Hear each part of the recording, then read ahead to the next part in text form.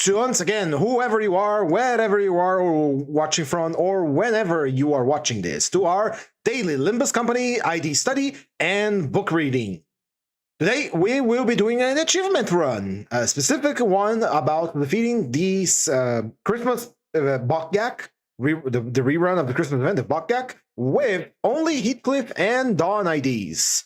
Now, I have seen a funny meme of these before, of the Bokgak, where we get to use Wild Hunt Heathcliff and Manager Dawn, and I decided that would be pretty amusing. And so we're going to be doing that today, revisiting 2 other IDs that we already seen in the past before, but only they are going to be deployed. Now, I know I only have to deploy them during the boss fight for the Christmas rerun, but we will be deploying it normally today throughout the entire dungeon. Another thing of note is that while yesterday I was reading the book in between nodes, I want to again do another experiment where we are going to count how many nodes, battle nodes, we pass by on the dungeon, and we are going to read that many pages of the book at the end of the stream. So that way we can focus entirely on combat and then entirely on the book and just focus on that as we go, instead of like cutting combat, then book, then combat, and then book. We're gonna do the entire dungeon and then a few pages of the book until we finish it. It's an experiment. This is all highly experimental. See if it's gonna work. Now, without any further ado, let's begin. Another thing that I am going to be doing here is that I am not going to be taking a lot of people to help, meaning that these are the only 2 we're going to deploy today. Manager of La Mancha Land, Dawn, and Wild Hunt Heathcliff.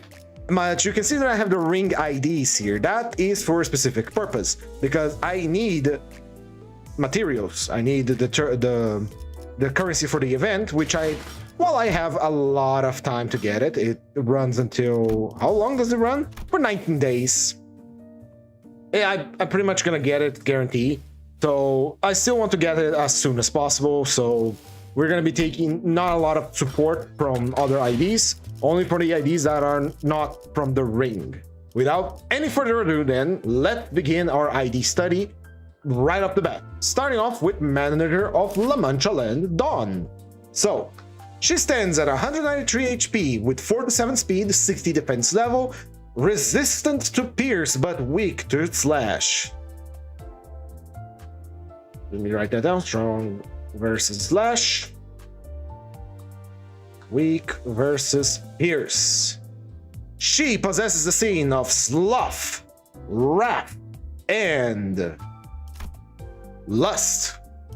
Correct. Lust with a lust clashable counter, which is always very nice, especially for unfocused encounters. Now let's take a look at her base passive, which is Blood Feast, variant Sancho Hard Blood Arts, Bearer of the Bloodkin, and Armadura de Sangre, which is 4 different passes for a single ID. Now, we have seen this before, it comes with no surprise, but let's take our time really studying this time, because I feel like I did a poor job at the beginning of these types of stream, the daily stream, so we're gonna redo it again. Let's start with Blood Feast. If this unit is on the field, or is one of the units that can appear on this stage, increase Blood Feast value by the amount of bleed damage collected and received by every unit. When this unit enters the field, the sleeping blood drenching the battlefield will fill the surface. Blood Feast. Max value of 999, stores all bleed damage dealt in this zone, resets when moving to a different zone. This value is shared by all characters. If there is a higher kindred amongst allies who consume Blood Feast, this unit cannot consume Blood Feast until that ally consumes it first. Nice. Welcome to the stream, Kui MD. Is this your first time here? I don't recall your name, but if it's not, I apologize, but welcome to the stream. Right, so Blood Feast. Every time someone takes bleed damage, we gain Blood Feast. And if I recall correctly, when we want to use certain skills, we consume the Blood Feast. It becomes Consumed Blood Feast. Good. When consumed Blood Feast, if there are La Mancha Land kindreds in the same generation of this unit, the unit takes precedent. When using various Central Hard Bloods RF6 Whip, HP cannot drop below to 1 due to bleed damage. Right, this is the empowered skill 1 that she gets from the Priest, but since we are not deploying the Priest today, we are not gonna get this one. So, I'm gonna write this down so I don't forget. Blood Feast. increases by bleed damage taken by everyone. Very good. No, and that popper just changed my name because the first stuff on YouTube for a few years. Name got dry. I see. Welcome nonetheless. Variant Sancho Hard Blood Arts. Turn start at 15 plus Hard Blood. If each following unit is either defeated or participating in the encounter, empower the skill's leftmost slot. The Priest of La Mancha Land Gregory power skill 1, Barber of La Mancha Land Altis power skill 2, these units power skill 3, pardon me. The Princess of La Mancha Land Rodeo empowers defense skill. What is Hard Blood? Hard Blood has a max stack of 10. Stage 1 Hard Blood consume if the 10 plus start Hard Blood converts to Hard Blood 2. At 20 plus converts to Hard Blood 3. Reverts to the previous stage when the stacks drop below the requirements. Hard Blood does not drop below 1. Rated main and max speed values by 1 for every 10 Hard Blood. At Hard Blood 2 gains 1 offense level based on the stack. At Hard Blood 3 gains 1 defense level based on the stack. But isn't the max stack of this 10? Why does it go up to 15? I don't get that one. Well, I'll figure it out. When other units among allies take bleed damage or consume blood feast, she gains true hard blood on self.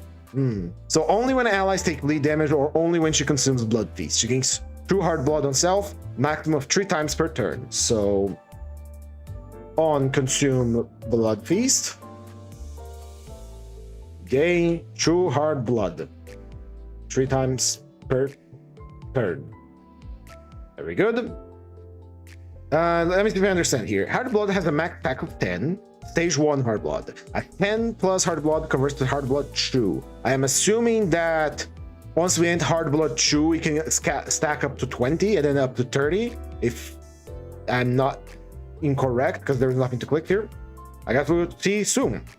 In an encounter, if an other allied La Mancha Land unit is defeated, gain 1 more hard blood when gaining hard blood from this unit's base attack skills. When 3 or other La Mancha Land units are defeated, gain 3 additional hard blood at turn start and gain 1 responsibility, which increases our clash power by 1 and deals and takes 20% more damage. Hi Liv on Twitch. Just think of it like charge. Got it. And finally, Armadura de Sangre, the actual passive that is activated by obtaining resources. Attack end. If the enemy is defeated, increase blood feast by 10% of the target's max HP. 100 per turn for focus encounters if the party is broken. Gain 1 damage up next turn for every 15% max HP at turn end. If an ally is about to be defeated from bleed damage, prevent them from being defeated from bleed damage for the turn. Once per encounter for each identity. Very simple. So she has like a berserk, kind of like a berserk ability where she gains extra damage based on missing HP. And if she saves someone from dying from bleed and increase the blood feast, which she kills someone. Very simple, very easy to understand. Now, we won't be looking at the empowered version of the skills because we're not deploying the full blood 15, so we're only going to be looking at the empowered skill 3. Starting with the skill 1, Enough is Enough. It's a 3/4/4 and 11 roller with 63 offense level. On hit with the skill, she heals 30% of HP damage dealt, maximum of 10, consume up to 50 blood feast to gain 1 hard blood for every 5 blood feast this unit consumed. So if you have 50 blood feast, she can consume it and get directly just 10 hard blood right off the bat. But that will require 50 bleed damage in being applied at maximum power. But we're probably not going to trigger that every time because every time she uses this skill, she consumes blood feast. So every bleed damage that is taken, she is slurping it up until she gains hard blood. But she only gains the hard blood this way by consuming 5 or more. So, and if the unit fails to consume blood feast, she gains 5 bleed.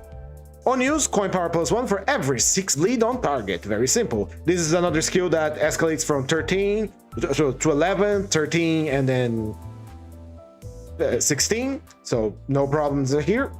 Oh, is it? Hold on. 3/4/4. 13 and then 15, yeah. Unhated inflicts bleed, and that's it. So no bleed count here, just bleed potency.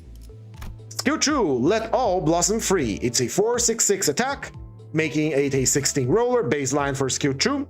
On hit with the skill, heal 30% of the HP on damage dealt, so she has self-healing on both skill 1 and 2. A little bit, but it's something. On use, she consumes Blood Feast to gain Hard Blood. If this unit fails to consume Blood Feast, she gains Bleed.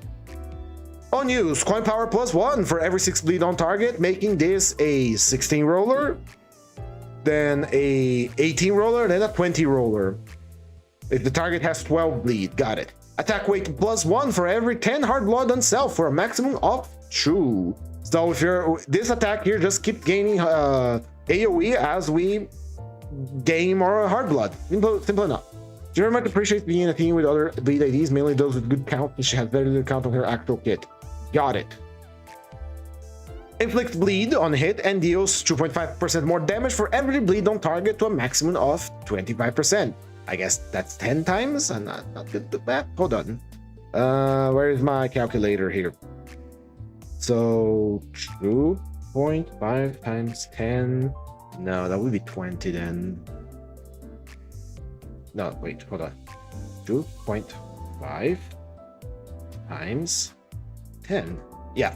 The target has 10 bleed, we are 25% more damage, deal 50% damage for every 100 blood feast consumed by self to a maximum of 75%. So we are nice, big and round, full of blood feast up to 100, 200, and then, you know, some very high number. We are going to be dealing a lot more damage. This is a very good skill. I like this skill. Not only because it has AoE, and you know how I feel about AoE on our IDs. So if she's very nice, big and round, full of blood, she not only is going to be doing AoE with his attack, she's also going to do pretty decent damage for it, because combine both of these, this is double damage if the targets are bleeding, and if she's like fat and engorged, full of milk, I mean bleed. It's kind of the same thing. All right, skill 3, I shall impale. It's a 5/4/4, making this a 16 roller. 16 roller base. We've seen plenty of skill trees that start with the 16, but they, you know, evolve as they go. It has no attack wave. It has a 65 offense level. On hit with the skill, heals 50% of the damage dealt to a max of 10. Clash power +1 for every hard blood on self to a maximum of 2. Point power +1 for every 5 bleed on target, making this a 5/5/5 and then a 5/6/6/6. Very cursed. So the target has 5 bleed, we are rolling a 20. If the target has 10 bleed, we are rolling a 23. Consume up to 50 blood feast to gain hard blood for every 10 blood feast consumed. Now she is very hungry, she needs a lot of blood feast this time around. If the unit fails to consume blood feast, she gains stained bleed. Deals 5% damage for every bleed on target to a maximum of 50%, capping at 10 bleed on target. Deals 20% more damage for every 100 blood feast consumed by self, max of 100, capping out at 500 blood feast consumed. Attack end, if the target is defeated, increase blood feast by 60, gain 10 hard blood once per turn. That alone is pretty good. We gain 10 hard blood, we instantly evolve our character. Got it.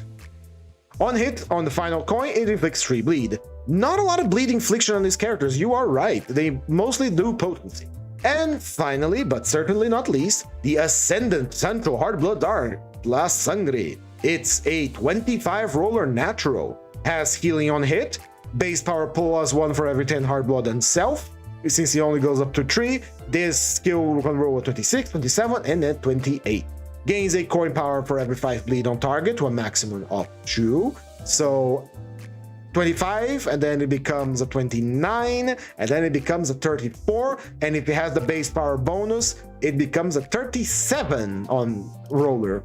Deals 20% damage for every 100 blood feast consumed, maximum 100%, capping at 500 blood feast.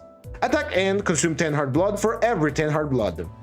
Alright, the target is defeated, increase blood feast by 100, regaining half of the hard blood consumed by the skill once per turn. It's unbreakable, all of them, and on the final hit, inflicts 8 bleed and 4 bleed count. Attack end, if the target is defeated, it inflicts 5 bleed and 1 bleed count against all enemies. So if we use our enhanced skill, we pop the enemy with the final hit at the attack end, sorry, not on hit, attack end. The final enemy will pop and apply bleed to everyone. But to use the skill, we require... How do we use the skill again? Oh, right, it's the passive. Oops. Let's see here. Defeated in part of the unit left most skill. Yeah, at 15 plus hard blood, if each following unit is either defeated or participating in the encounter, empower this unit left most skill. All right. So when we are at 15 plus hard blood, we can already use our enhanced skill tree, but we're better off using it when we have full hard blood of 30.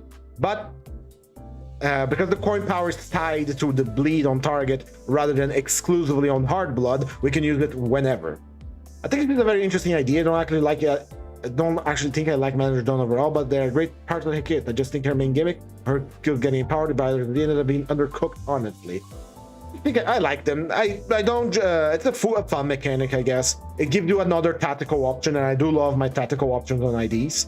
So if the character has like a synergy with other characters of the same team, I very much like that. Much like how I like Blade Lineage Merso, much like how I like Kurokumo, how the pink finger is working now with Maestro Honglu, with his power-ups with other ring IDs nearby.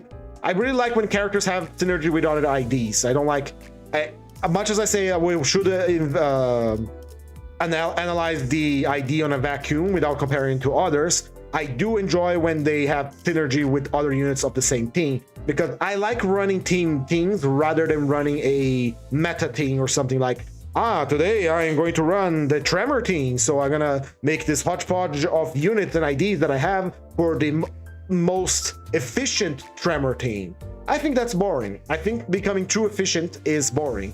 So that's why I prefer team. Right, let's finish it up. Defense skill, Laughter shall subside. It's a 5/4/4, making this a 14 roller. 13 roller, pardon me. It consumes up to 50 blood feast to gain 1 hard blood for every 10 blood feast. If it didn't fail to consume, it gains Sane Bleed. To one ally with the least HP, it adds Shimmering Blood Fiend for every 50 blood feast consumed, shared. Max 15 once per turn. What is Shimmering Blood Fiend? As long as this effect exists, all bleed damage taken by the shield HP is converted to Blood Feast. Gain shield HP equal to the stack at the moment of its application. So we have some sort of support to give to Heathcliff today, which is when she blocks, and if the ally with the least HP, she applies Shimmering Blood Fiend. And if we have lots of blood feast consumed to a maximum of 15, that is, well, okay, hold on. The map is not my strongest suit. Where is my calculator again? So 15 times 50, that's, it capped at 750 blood feast. That's a lot of bleed damage. I appreciate that the allies of Manager appreciate that quite diverse. Lord Louis, the better execution of the allies, the benefiting the big leader, even his actual eyes being way more boring. Sort of, yeah. So the adepts are fucking great. It's just that the other Heishos that aren't adepts should have been 0/0 unit, not triple zeros. But, you know, our director doesn't like when you pull a 0/0 unit, so this is what we get. Moving on. So we have really nothing to keep an eye out for Manager Dawn, only that at 15 plus hard blood she empowers it, but we get a notification when she empowers. Let's check out Wild Hunt Heathcliff. Now, Wild Hunt Heathcliff we have seen before, and we're gonna see it again. So standing at 224 HP with a 3-8 speed and 58 defense level, he is strong versus slash, but weak versus blunt. Once again, we are avoiding the Inquisitors like a plague, which makes sense. We have a Necromancer and a Vampire. Passive time, Dullahan. Turn start. If this unit has Dullahan, he mounts Dullahan. Loses 5 SP every time this unit mounts Dullahan. If 3 plus allies have been defeated in this encounter, he gains Dullahan next turn, once per encounter. Not going to trigger because we only have 1 ally.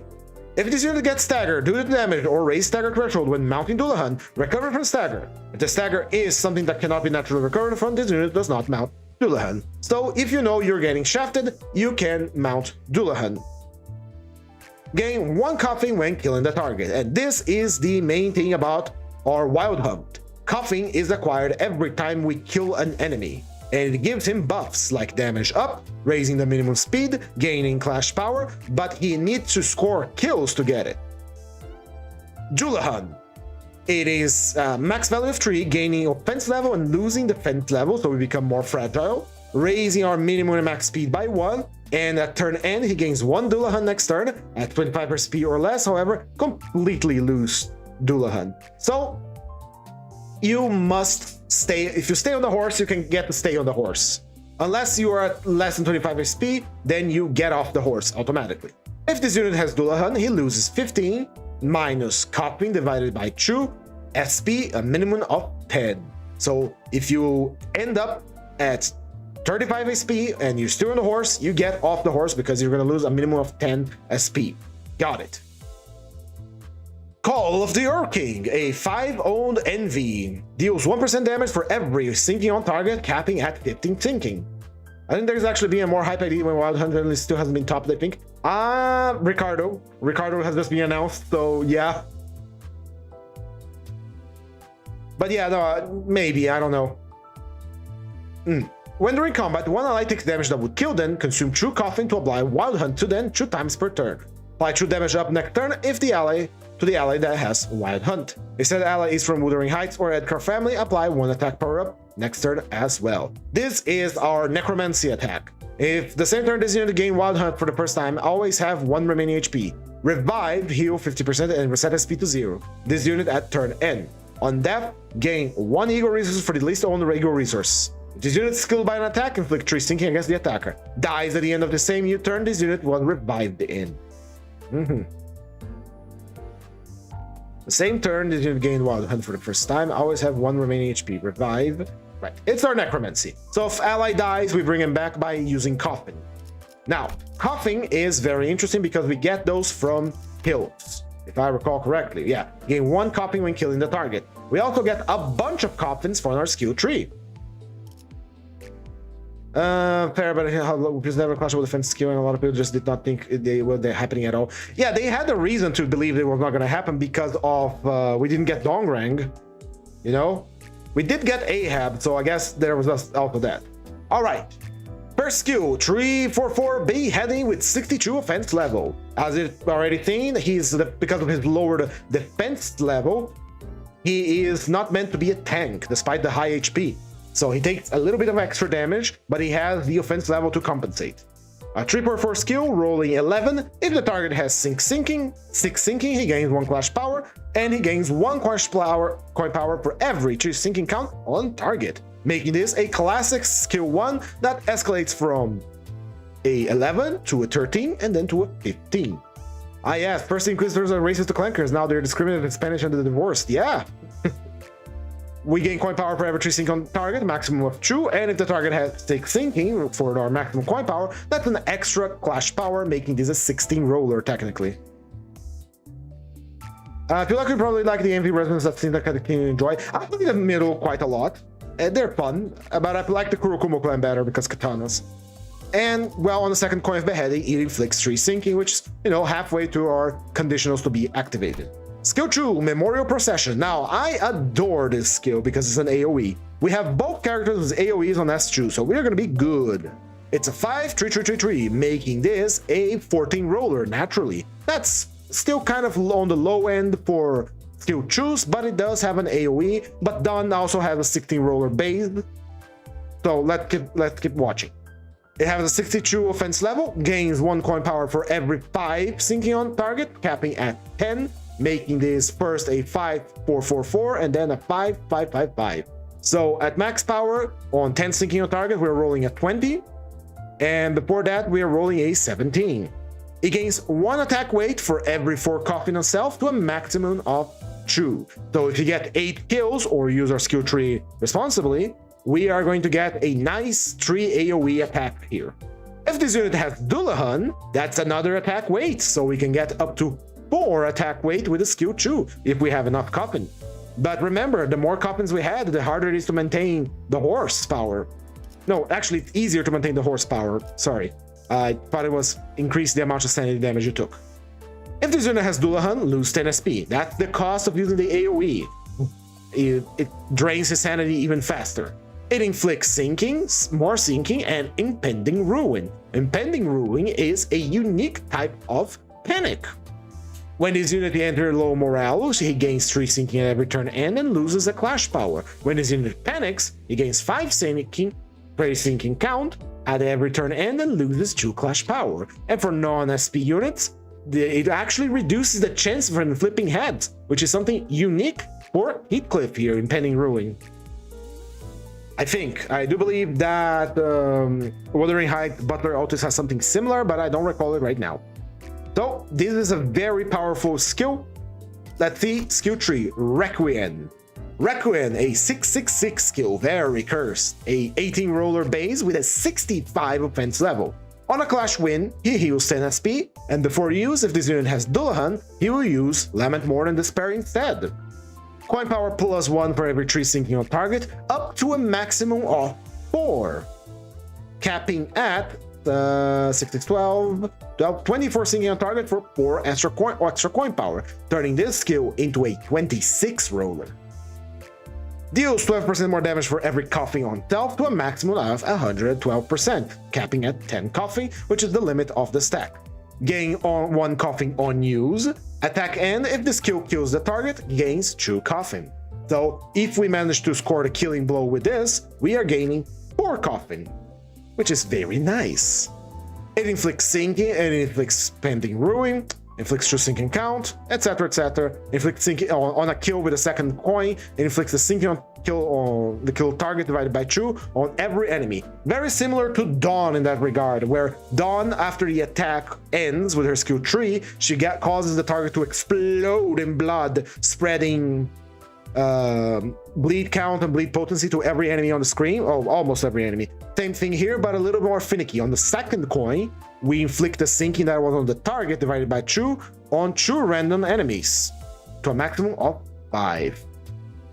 Finally, we have the big attack itself, Lament, Mourn, and Despair, a very unique attack. It rolls a base of 31, but it has a negative coin of 13. This is best used when we are paralyzed for whatever reason. On use, he loses 15 SP. On use, base power +1 for every 5 sinking on target to a maximum of 4, making this a 35 roller. Deal more damage the further this unit's SP value is from 45. 0.3 damage for every missing SP to a maximum of 21%. Deals 10% more damage for every coffin on self to a maximum of 100%. Double damage. Deal 20% damage for every Dullahan on self to a maximum of 60%. On use, gain 2 coughing. Once the attack ends, if the skill attacks kills the target, that's 3 coffin, baby, meaning we can get up to 6 with a well-timed Lament Mourn and Despair. Sorry. At less than 0 SP, heals 10 SP. When at less than 0 SP, heal more SP the further the unit SP value is from 0. Heal 2 additional SP for every missing SP, max of 50. And at turn end, you lose Dullahan. The easiest method to activate this skill at maximum power is to follow it up after you use Memorial Procession on top of Dullahan, because if you're on top of Dullahan, you lose SP after using the attack. So you pop these 2, the skill once or twice, and then you pop the big one. Very nice, very cool. And what about his defense? Oh, Dullahan! Before use, if this unit has Dullahan and he has +15 SP, he uses Lament, Mourn, and Despair as a counter, once per turn. Combat start. If this unit does not have Dullahan, he gains 1 Dullahan next turn, once per turn. Hence, coin power for every sinking on target, making this a 555 and then a 566 to a maximum of 2, right? Gains offense level up next turn equal to the number of clashes divided by 3, max of 3, once per turn. If this unit has Dullahan, lose Dullahan. All right. 1 second.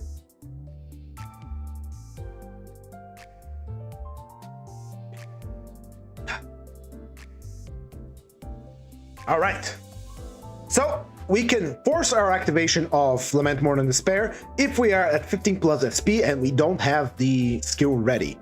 So, because it's a clashable counter, we can choose when that happens. But again, you have to be at plus 15 SP. So our strategy of using skill 2 to lower SP further, so we can recover more SP from using the skill, is not the best. But you will be at 0 SP once you lose it at 15 plus SP, so who knows? And there we have it. Manager Dawn reviewed and Wild Hunt revealed once again. Now, like I said before, I need Starlight. So we are not going to be not looking at any of the characters that are supporting them. We are ready to swap the other characters that are here for characters that have full rest bar, regardless of who they are, because I need my starlight. And I'm tired of saving up. And I'm gonna keep the ring IDs here, mostly because I want to gain more currency. So we're just gonna take whatever IDs to help us. Just because we get the full bar of rest. Sorry about that, we're not going to do a... hold on. Get away from here, bot. Wild Hunt is great. My biggest complaint really is just that the actual Wild Hunt part of his kit isn't as important. Reviving your allies with a coughing relic something you can take effective advantage of. Correct, yeah. Unfortunately, it is a little bit underbaked. I think they were scared that it's going to be too powerful if you could revive the allies and keep them for a while. So you only get one turn of undead. Which is, I mean, it is a turn that you, if you are using it, it's a turn that you can just throw whatever, like, oh, clash against these hopeless attacks, no problem. Go and do it. So that, I think that's pretty neat. Like I said, I'm saving up my starlight, so only starting gift that we're gonna get is phlebotomy. Actually, we could get gray coat instead of phlebotomy, because Dawn has healing and he has a gloom attack. So let's take only the gray coat here and move on with our life. So our objective here today is to complete the achievement of killing Santa with these two.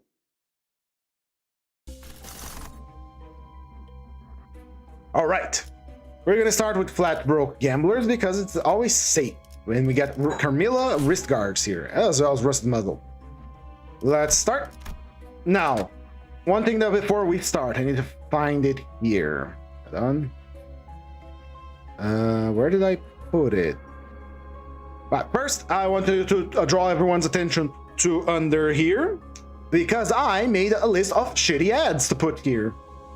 So this is a little entertainment for you. So whatever. And second of all, I need to put a counter on the screen for every combat node that we completed, because that will be the number of pages we will be reading of the book today. Maybe I should lower the speed of the ad here. Hold on. Time between slabs. Let's put it at 10 seconds. There we go. Nice. So text box appear. Text box move. Gotta put it here, and there we go. Now we're gonna count how many combat nodes we complete, because like I said, once we finish here this dungeon, we are going to be reading Yisang's weird ass book. All right, deploy my sinners. This is again an experiment. Last string, I was reading the pages of the book in between the combat nodes rather than its own separate thing, which I think it's a mistake. So we're gonna try and do this like this. Now, here we go. I think Sync Marcel and Q effective with the skill tree final coins is still like my favorite condition of the game. Try to pull off, but so satisfying. Yeah, it's the reuse, right? Where he gets to use it against another enemy. Ah, slash damage, bad. Go recover your health, Dawn.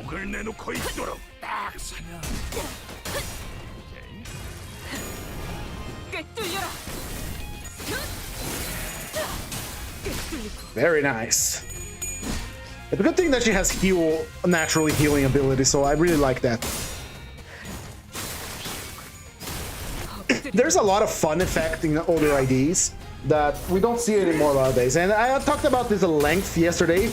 I particularly don't like the direction the ID design is going towards, because it's all about big numbers, really, and I'm not a big fan of big numbers. I'd rather manage debuffs on enemies to avoid the big numbers. That's why I adore the Kurokumo clan so much, because we get paralyzed and coin power down, defense power down, offense level down, etc, etc. But then I don't do a lot of stuff outside of the mirror dungeon, to be honest. I don't redo like railways for records, because I just want the reward, honestly. Sigmar Soul is actually one of the best design of an AD in the game, actually, but I'm not sure it would be able to use the ward in a concise manner. Oh, we can always do another run with the Sync Association. I not too long ago did a run with the Vampire Survivors achievement, which was the Sync Merceau with Fire Fist Gregor and Zwei Sinclair, I believe. That was the achievement, and it was defeating the Infinite Procession pack. And that was pretty fun. That was a challenging fight. It was a hodgepodge of IDs. It wasn't too bad. There was a theme behind them. Right, we're still not empowering our skill here. Ah, the stagger! I should have got on the horse.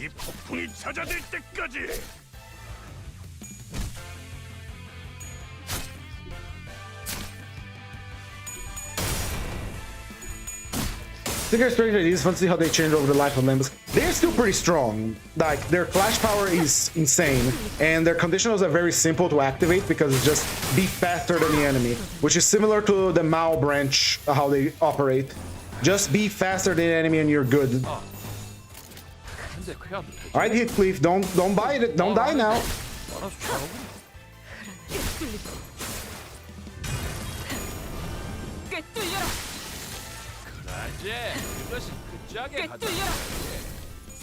In any case, I am much more of a fan of the Library of Ruina combat, and I know there were some busted combinations in the Library of Ruina.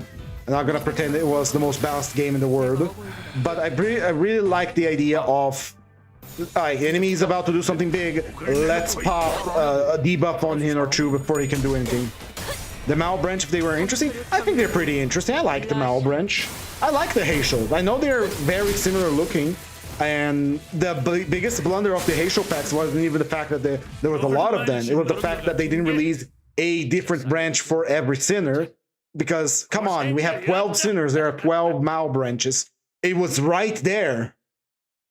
And the fact that all of them are triple zero IDs for no reason, when some of them could have been double O's instead of triple O's. I don't want to fight this thing.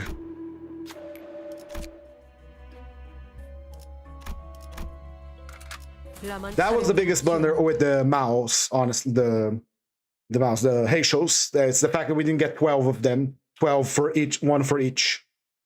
I think they're cool. I like playing with them, especially because Lord Lu is an incredibly fun ID to play around and have a full team around them. So for me, it appeals a lot.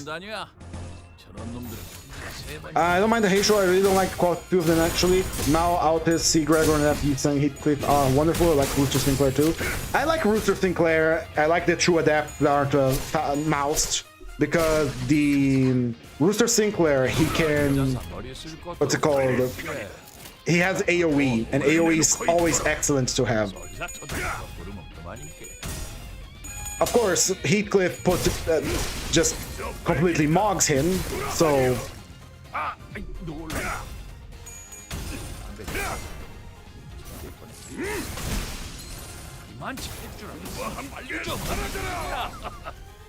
Didn't kill him, didn't get the coffin, damn it.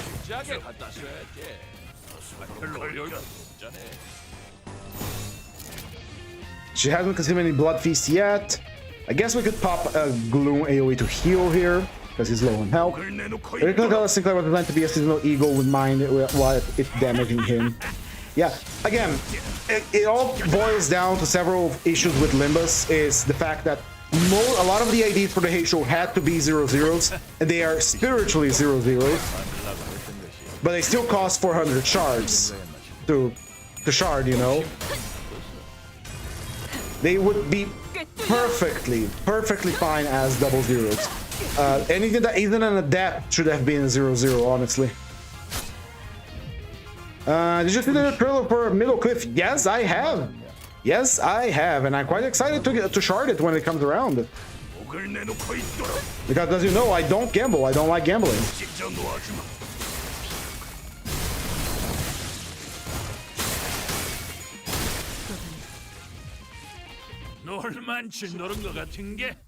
Anyway, Limbus is not a perfect game. We talked about this yesterday. A lot of the problems that stem from the game is the fact that it's a gacha game. And I have repeated myself a lot on that regard, but I don't mind. I'll keep yapping.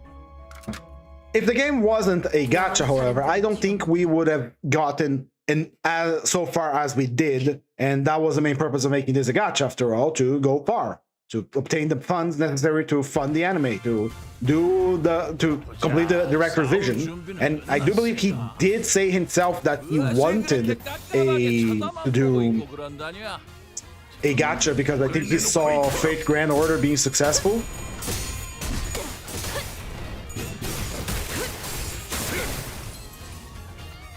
Would it be funny when it comes out, the first skill is Wrath, so that all the Envy ID where like his base fully around Envy? But it's Canelli, that's not a problem, however, because he has a counter. The counter is 100% going to be Envy. You just use a counter instead of a skill 1. I don't mind Limbus gameplay. I'm surprised people seem to like the gameplay so much, actually. There is a few issue for that. The issue is that since the battle prediction, the thing that, you know, that tells you dominating or struggling or whatever is so good, and we have win rate, a lot of people don't bother thinking about the deeper problems, the deeper mechanics of the game, which is pretty damn fun. Because why would they? Most of the things are automatic. You don't have to worry about anything. Oh, things are dicey over here. The combat is fun. It is a simplified Ruina. Many of the core aspects of Ruina are still here, such as passive attribution, but in a different manner. For example, if you're running a solo unit, when you're selecting the passives from the other IDs that are going to supporting them, that is pretty much the passive attribution for Ruina, but for a single character. Goodbye. Oh, he lived. He lived! Warrior!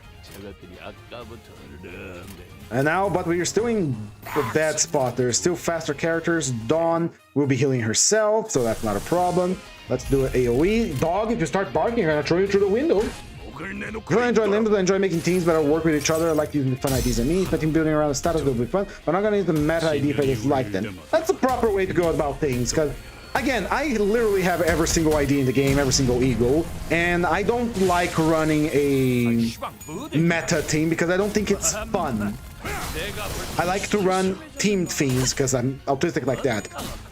Right here I'm running these two because it's an achievement. There is a purpose behind the mishmash, but I'd much rather have something like the Blade Lineage full, the Kurokumo full, the middle full, rather than mix and match. And another thing that I hate is the comparison for meta unit, because like, oh, a new Rhodey ID came out, and it's the sinking. Is she better than Kodia? Is the Kodia done, or if it's not better than it's garbage? I hate that.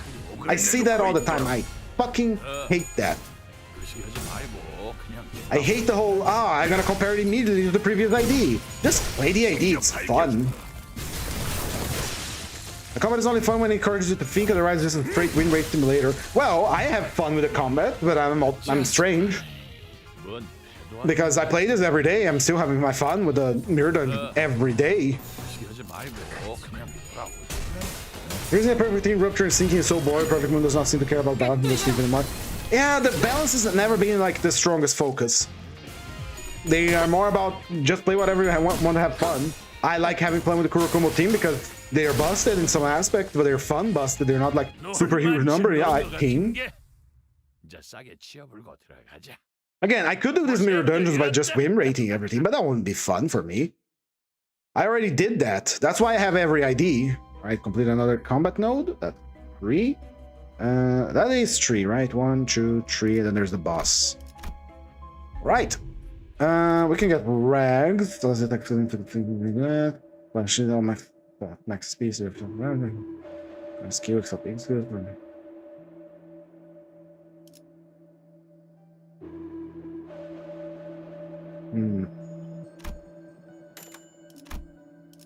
And let's see what else. Anything we want to enhance it? We're gonna enhance this.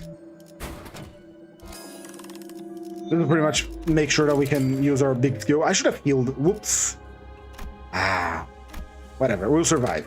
We're warriors. We're strong. In any case, I like to run things that are fun, not because they're meta or anything, because I like to see their abilities play. That's why I do these daily runs every day, because it's fun. Just fun. Nothing else to say. Will he survive? I don't think he will survive. There is an evade. And Dawn is being attacked by... Dawn is weak to Pierce, if I recall correctly. Yes, she is. So that's a slash, that's a pierce, and that's another.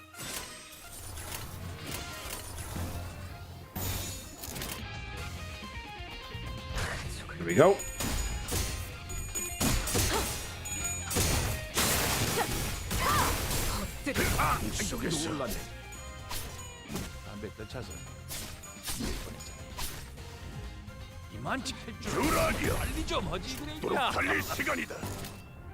Oh, we are paralyzed, I see. Wow, how fortunate. We do need some healing and bad. I might have to cast Ira here so he doesn't die or leave it all to Dawn, but let's see how he rolls. I like running charge, there's such a fun team, never feels imbalanced, the damage is still good. I don't feel like crippling myself and using more better. Even like something that breaks the game apart, but maybe it would be nice to. I mean, hold on. The core question here is that when people say they are unbalanced, maybe I'm referring to something like the mirror dungeon or story content. This is my main question. How exactly are we what are we doing comparisons here where a unit is broken or whatever? Because if you're in the mirror dungeon, everything is broken. I did the LCCB run pretty easily. Sure, it was, I just limited myself to those, but still pretty damn easily. So what exactly are we going to use these IDs that are so phenomenally broken or whatever that is going to break the thing apart, the game apart? Why are we comparing when every team can pretty much clear the mirror dungeon, which is for now the main content?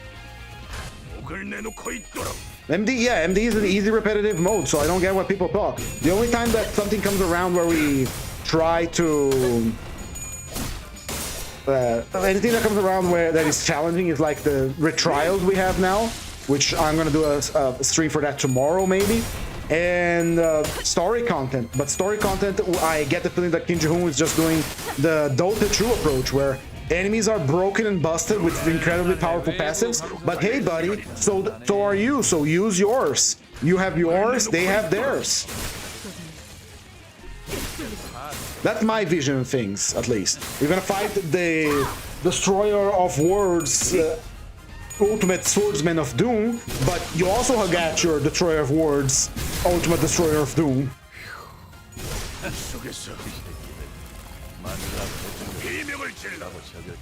Very good. Survivors, fighters. I love when things go like that. Right, that's another combat node completed. That is 4 pages of the book that we're going to be reading today. Let's keep going. We are here to hunt for Santa. Those two boys have been very naughty. Let's say Carmilla and wrist guards. I would want to take this, but we're going to take wrist guards instead. Next up, we're not fighting the goddamn crabs. We could go for the unconfronted, but those have inquisitors, so no way. To be Pierce has crabs, I don't want anything to do with that. We're gonna go for emotional seduction. Like, and even with all these broken IDs that we get nowadays, right? I log on to the Forsaken Hellscape, that is Twitter, and I see people complaining about, oh, this boss is impossible without a ring meta ID. No, it's fucking not. It's not fucking impossible. Just, you have so many broken IDs at your disposal and you're saying the boss is impossible. It's even when you're giving a direct buff for any unit that does bleed or use lust. Hello, acidic trauma. We are just yapping about the balance of the game. You know, the non-existent one. People discuss this thing like meta IDs or whatever, like this was a PvP game.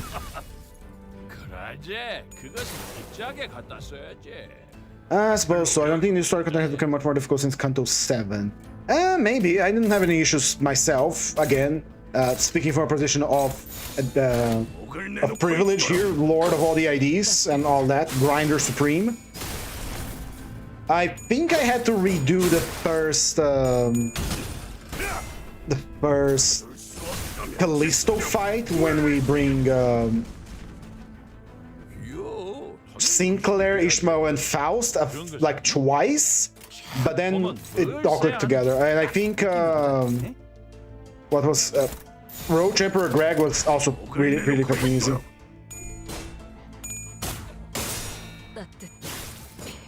It's just really a matter of, do you know the core gameplay? If you do know the core gameplay and you know what team you're using, you don't really need to understand the boss's mechanics. You just need to understand a few things. Again, Art of War. I know my team. I don't know the enemy. There's a fair shot I'm gonna win. If I really want to win, I just stop and read the enemy, and that's it. The game is over. Once you understand the enemy strategy and you know how to nullify it, the game is over.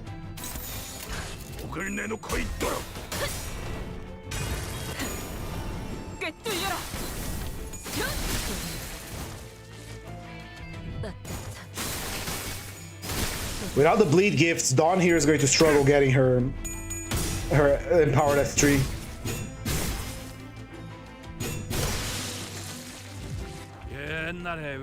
Kill him! Is this really the equivalent of girls' lunch table at school talking about everybody's flaws next to this game with ass balance? Correct. I don't think power creep is much of a big deal, really. I just think it's a matter of the IDs are interesting. I disagree with you on that one, Caleb. I do believe power creep is an issue. And again, I yapped about this yesterday. I think it is an issue because of the story content that is being presented to us. It leads to a problem of ludonarrative dissonance, which, if you don't know the fancy word I'm using, means that what we are shown on screen is not what is happening on the story. So, for example, let's take Ricardo. Ricardo comes out, everybody's complaining. Everybody's having a hard time because he is demolishing the teams. That creates the proper, narrative experience because Ricardo is supposed to be this incredibly powerful individual. So you're struggling against him to trying to win the fight, even though someone figured out how to beat him, like with level 1-ish base Ishmael or something like that. Sure, it's supposed to be a struggle. He's a strong character, I'm struggling with him, fine. But then you get newest IDs, because I saw this like several times on YouTube. Sometimes I tune into other YouTubers that are starting to play Limbus company, and I see, they got to Ricardo, they got to Dombe, they got to a boss that is supposed to be a wall, and they have something like Ringfather Yisang, Ringfather Callisto, now we're gonna have Big Brother Ricardo. And again, this stemmed from the fact that this game is a gacha, and because it is a gacha, we cannot lock them from accessing these units, simply because, let's take into consideration, previous game, Library of Ruin, a single-player game, right? You couldn't get the Zhao key page until you beat Zhao. So, this experience is preserved, sort of. There's other busted combos you could have done before you got the Diao, and even so more before, after, but still, you don't get to use the high-end powerful character until you beat the high-end powerful character. However, since we are playing a gacha game here, you can just be lucky or shard, because still, even if you're not rolling, you can still spam the mirror dungeon to get the shards you need, which isn't difficult. And then you get the latest IDs, which are all power creeping into the older IDs that we had at the time the chapter has been released, and just obliterate the boss with little to no effort on your part. This is a problem, usually it wouldn't be, but this is a problem because Limbus is praised greatly for its story. Now, don't get me wrong, the story is not being affected by the fact that I brought the Nurse Father Yisang to kill head hooligan at the beginning of the game. It's just that it creates the problem of ludonarrative dissonance, where we are told that the sinners all died during combat, but in reality, when we got into the fight, we wiped the floor with their faces. It was that easy because our character is incredibly overpowered. But then the game goes and tells you, oh no, you lost, actually, everyone is dead, and Dante's alone. Isn't that quacking crazy?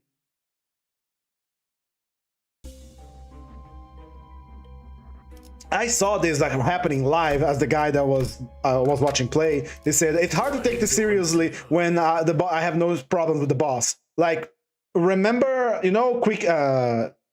Ahab's third stage when she has Eagle, where she has infinite counters?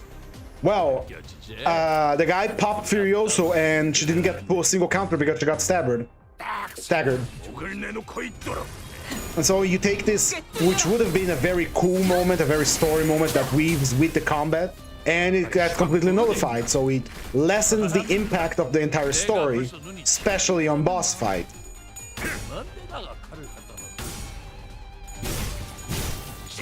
But because people won't shut the fuck up about like, oh, this needs to be nerfed, because they want to act with the next part of the content instead of sitting down and trying to figure out why am I losing this battle. And it's not just because I have under-leveled or underpowered IDs, because people are beating things with level 1 IDs nowadays, but again, the new IDs are that powerful.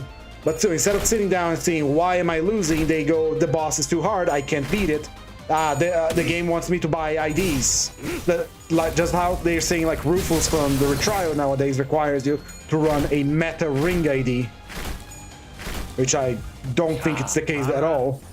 Tomorrow I'm going to be running the Kurokumo against the retrial Rufo and see how it goes. Of course I'm going to be using Sanguine Desire because I have it and I'm going to use it. I have the two at my disposal. It is a bleed team. But still, that is the problem, that the balancing act of the power creeping that is happening on Limbus Company is leading towards. Since Project Moon really likes to weave the narrative, the story, and the mechanics with its combat, like how we have the cutscene with Dawn at the end of her canto where you have to do a hopeless clash against the Papadon and other such things. Because the units are power creeping and they can be accessed at any point of the game, especially for newer players which aren't going to limit themselves to only IDs that were released during the canto for whatever reason, their experience is going to be, you know, kind of impacted by that. Again, the story remains good, the story remains nice, but it loses some of its edge, some of its impact, because of how Project Moon interweaves the combat with the narrative. Picking the content is a problem actually that I forgot to bring up. People are beating the game content too fast. You're seeing people getting a couple 7 less than a month. That was an issue that was already addressed, because with the content available, you can just, you know, go through it easy peasy. Of course, because they don't have to wait for the next content, they are going to be just, you know, eating one after the other, going. Hold on, I have a perfect image for that. Back when the cantos were being released by a... how is it called? The entire thing was released just like, here you go, here's the entire canto. We completed it too quickly, and then we complained that there was no more content. And that still persists today, mind you. Where's the content? Where's the content? We only have the Mirror Dungeon to play. So, hold on, why is this so big? Give it a second. And so they started releasing the cantos with a week lock. When I started playing it, it was just, come on, Barber Otis, just win the Clash on Chromer. But now I just, oh man, chat didn't last long enough for Furioso. Imagine what we're not rolling. No more Roland, please. Yeah, we already got our Teemu Roland. No more Roland. Roland is done. Roland is clapping robot cheeks out in the outskirts. Let him be happy. He found a new wife. Right, here we go. This is the problem that we were having early on in Limbus Company. It was addressed in a sort of a ham-fisted way. There you have it. Because now they release the cantos in parts, right? Like first part 1, then part 2, part 3. Like we have Canto 8, where we got the first part, then we got the dungeon, and then we got the final fight. Because we were going through it too fast and then complaining there was no content, and Project Moon isn't known for like their, you know, we have a very stabilized workflow and etc. Because of their units are so strong, they don't struggle and don't get stuck, and they progress quickly, and they have to win these under level which means they expect of you. You can see them in modern intervals countries, which of course the senior players won't have. Yeah, that too, Kyleb. That too is the problem, because they are not going to learn the combat system. They're not going to have to grind to learn the game. They won't need to learn the game, because why would they? They have the magical win rate button with the latest ID that they got lucky and rolled it. So why would they learn anything? And then again, it's a problem because all of these problems stem from the fact that this is a gacha game. And I will repeat myself over and over, but this is a necessary evil that we have to accept, because if this was not a gacha game, I do not think they would be had the success they had right now. The money, the ability to buy the studio, to own land. The director literally paid for the retirement of his employees already. That was one of the things he was threatening on stream when he was in main hero mode, saying like, I am tired of people telling me what to do. I'm tired of people telling me what to do in my own game. I already paid for the land, I own it. I already paid for the retirement of all my employees. I do whatever I want. If you don't like it, you can leave, which is extremely base of him. But then again, the gacha is unfortunately a necessary evil that is required to keep things running, to keep Project Moon up functional. But hey, I have hope, I have faith that once he had that studio running and increases the amount of employees that he have, even though he doesn't want to do that, we will be getting some more juicy content in the game. It's just that these problems are going to be always present, so it does feel like I'm being an entitled little bitch, saying like, you got the powerful idea, no, you must suffer like I have when I played against Ricardo, no, and it might sound like that, but nah. I do believe they're kind of cheating themselves out of a good experience by having these super powerful IDs this early on and just never having to learn the combat system, never having to struggle at all. Is the images under me moving too fast? I can leave them for longer. I put an interval of 10 seconds for each. It's just a little funny little thing. I'm gonna put it like 25 seconds maybe.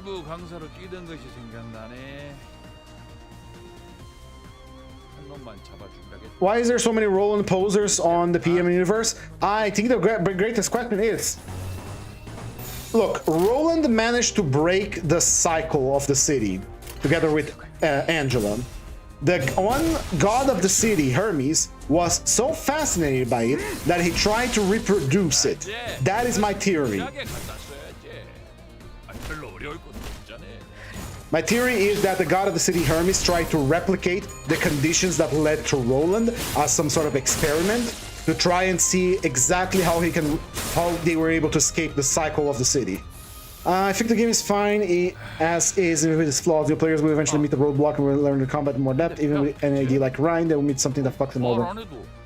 I don't know, man. Because if people aren't getting filtered by Ricardo, which is supposed to be the biggest roadblock early on, or Dombe, it's kind of difficult. But yeah, eventually they'll reach the latest content, and then Rian Yisang isn't gonna save them.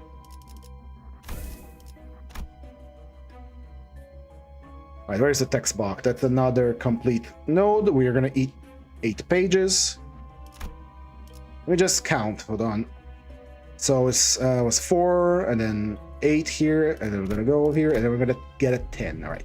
Alright, let's get our bleed gifts here real quick.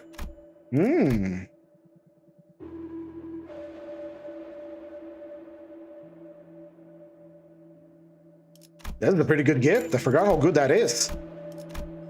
All right, let's get ready to order. Yeah, this shop was made for me. Also, it's very funny that I'm using these two right now, because previously we did a sinking bleed thing with the ring, so I think it's fitting.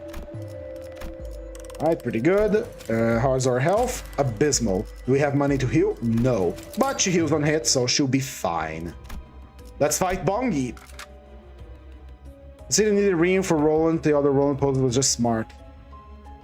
What other Roland poser? There's only one Roland poser that we know of, and that's Rian. My theory is that, again, Roland managed to escape the cycle of the city, and the gods of the city are curious to see how that happened. So they literally just, let's do an experiment. Let's see what happened.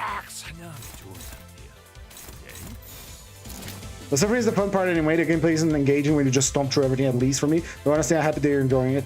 Yeah, I'm happy that you're enjoying it. The story, like I said, remains good. It will not stop being good. The problem is the narrative that is going to be kind of affected by you not being able to... Ah, that's true staggers. Oh no. Can they survive? Probably not. Destroyed by chicken.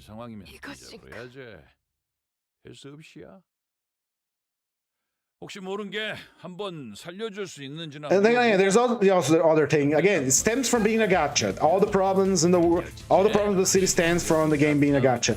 The main problem also being of the gacha games aren't exactly known for their difficulty, and if something is difficult, it's usually because you didn't pay enough money, you know? And putting in any semblance of difficulty in the main story content of your game, like Limbus Company has, is a unusual move, or so I have heard. I have not played a lot of gacha games myself. Which, again, is getting pretty much, like we were discussing all this time, pretty much cancelled because the new powerful IDs are coming and everyone can have access to it. But we'll see how it develops. I have full faith in the director being able to acquire to succeed on his vision for the game, for the 10 years of Limbus that he has promised us. So we'll see how it goes. We'll see how it goes. Right now, I'm just excited that we're gonna get the Bakyak for Nocturnal Sweeping. We're finally getting Big Brother Ricardo, and I'm going to enjoy running him in the Mirror Dungeon when we get him. Unfortunately, I have to wait another week because I'm not gambling for him. I don't have money, and I'm saving my lunacy for Walpurgis, as should all of you. Bide your time, save your shards, get the ID the next week, but save for Walpurgis, please. I mean, you say that, but I've seen this myself before playing content of the release. Some fights that the story hacked up, some big huge event was sweepers were so easy for me. Well, you couldn't know how to play the game, so it wasn't so like a super difficult fight either for me, because I read them like, hit this Hero King with the same scene affinity of the shield, and it does things. So while it was a hyped up battle, if you know what you're doing, it was still a longer battle, I assume, right? You didn't do like some crazy strat that you killed Urking Heathcliff in three turns. So it was still a longer battle rather than hit him with Furioso once and the battle is over. And the sweepers, well, the sweepers is more like a matter of not of they're difficult, it's more that they are horde. They're more, what do you say, they're more of a narrative element to the setting rather than a difficult enemy, because, well, they sweep over you, they swarm you like a swarm of angry bees that start tearing at your flesh. That's their narrative problem. A single guy fighting against the sweepers, he's gone, not a trace left. 12 sinners forming a group, they stand a chance. And again, they're not stopping to fight you. Imagine if the sweepers decided like, hey, you know what? Let's kill those guys. I don't like them. And they just stopped whatever they're sweeping, and all of the sweepers came in and started fighting. And then you have like on top of the screen upper left, you see wave 00999. And they all have unbreakable coins and the reusable ones. I forgot it was library or not. What are you talking about, Don Canelli? About the Roland Poser? There was no Roland Poser on Library of Ruina.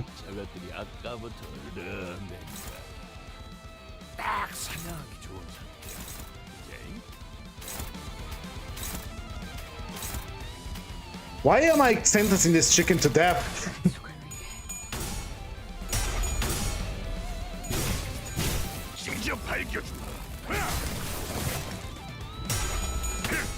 Kill him! Kill him!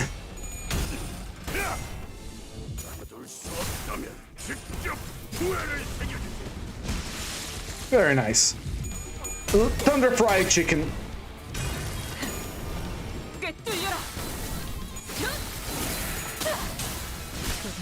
I need to edit this sprite with her, like with 3 bongies over a fire, making a little roast. I know what you mean, but I see people struggle with the fight, and historically are expected to be difficult with things such as victory screen being replaced with survival. It to me, people intended player to struggle. Yeah, some people struggle with the sweepers. I looked at them and say, hey, you're really weak to Pierce, and I brought the sync team, and the battle was over. All right, we take these two. Nice, nice, nice, nice. All right, that is another combat node defeated, so we're at 9 pages now, I believe. Next, we are gonna go for a refresh. Deep Sigh, Trinket Sanguine Blood. I think we're gonna take Deep Sigh, I guess. Yeah, sure.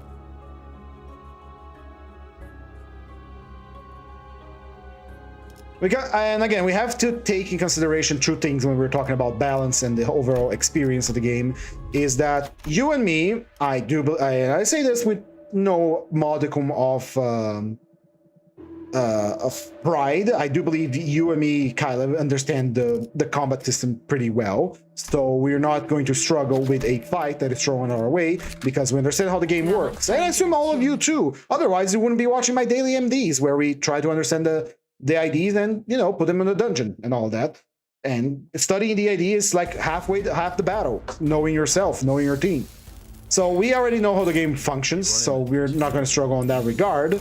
And not everyone that is playing got lucky and rolled a overpowered ID, even though they can still start it at any point.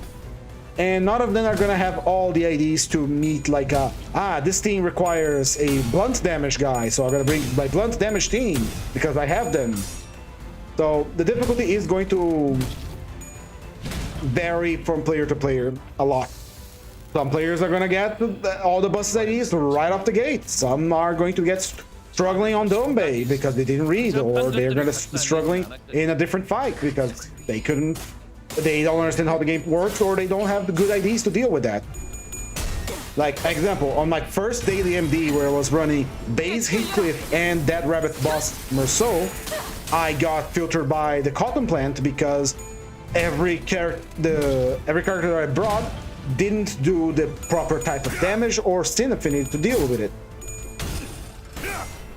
Maybe I just buy the games because I hate Nocturnal Sweeping, not sure. I just want to have some more difficult content in the future. I think I should say that I'm pretty Limbus and all the basic stuff beyond that. The lesser known little things I do comprehensively understand the keys bit after using.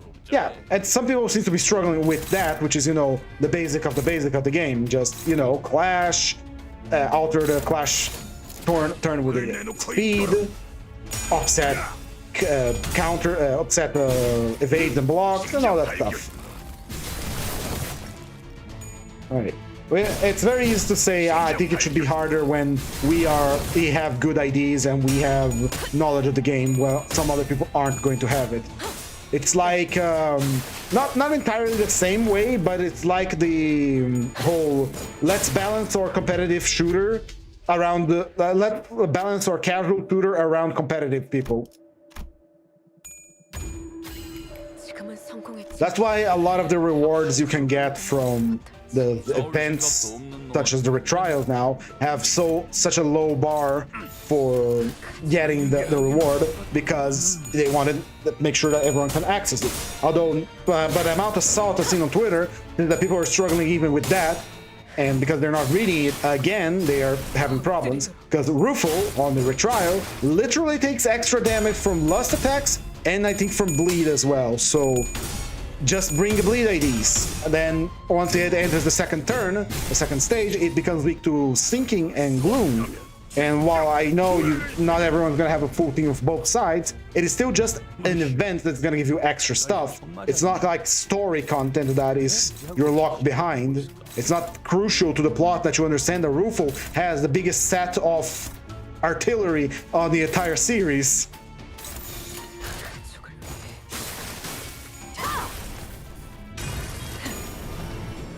This is a repeat of what happened during the Arknights event, where they had to lower the difficulty of the normal mode.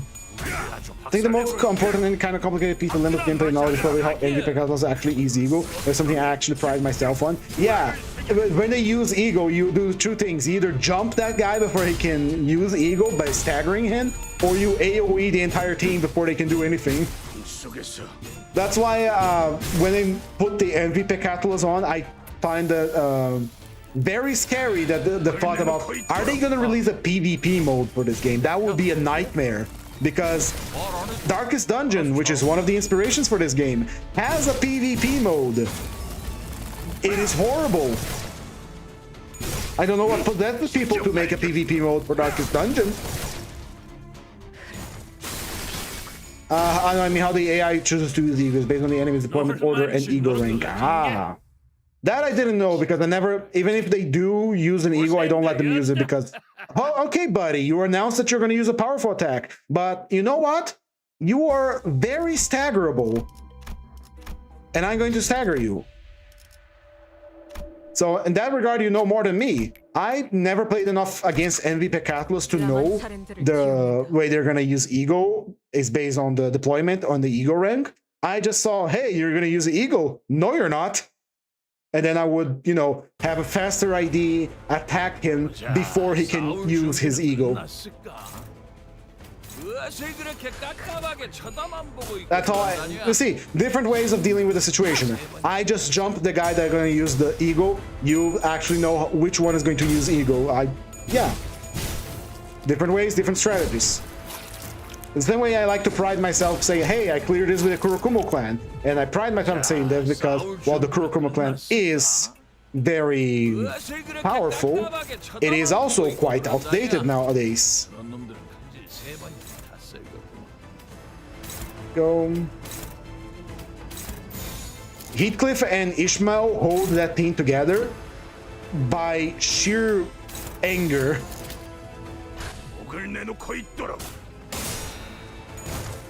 Heathcliff especially, because while Ryoshu, Honglu, and Rhodia are cool IDs and I like them, especially Kurokumo, Honglu, and Ryoshu, because they have paralysis. And I love me a good paralysis. They aren't the best clashers in the world. I'll tell you what. Let's just clash.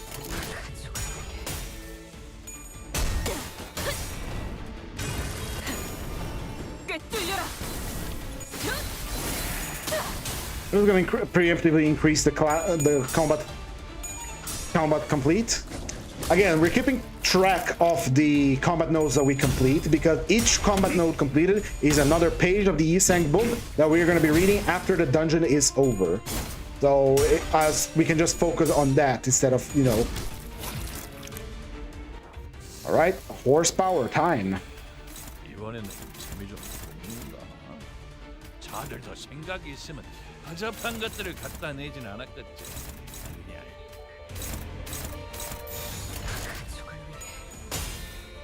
Come on, Dawn, you can do it.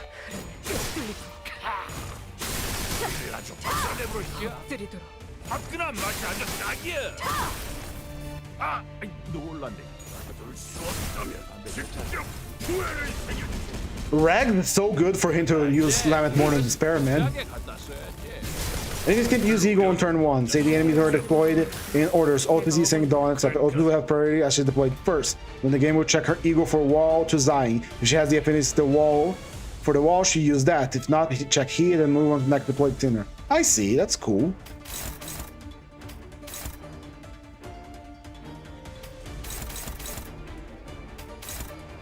And kill him.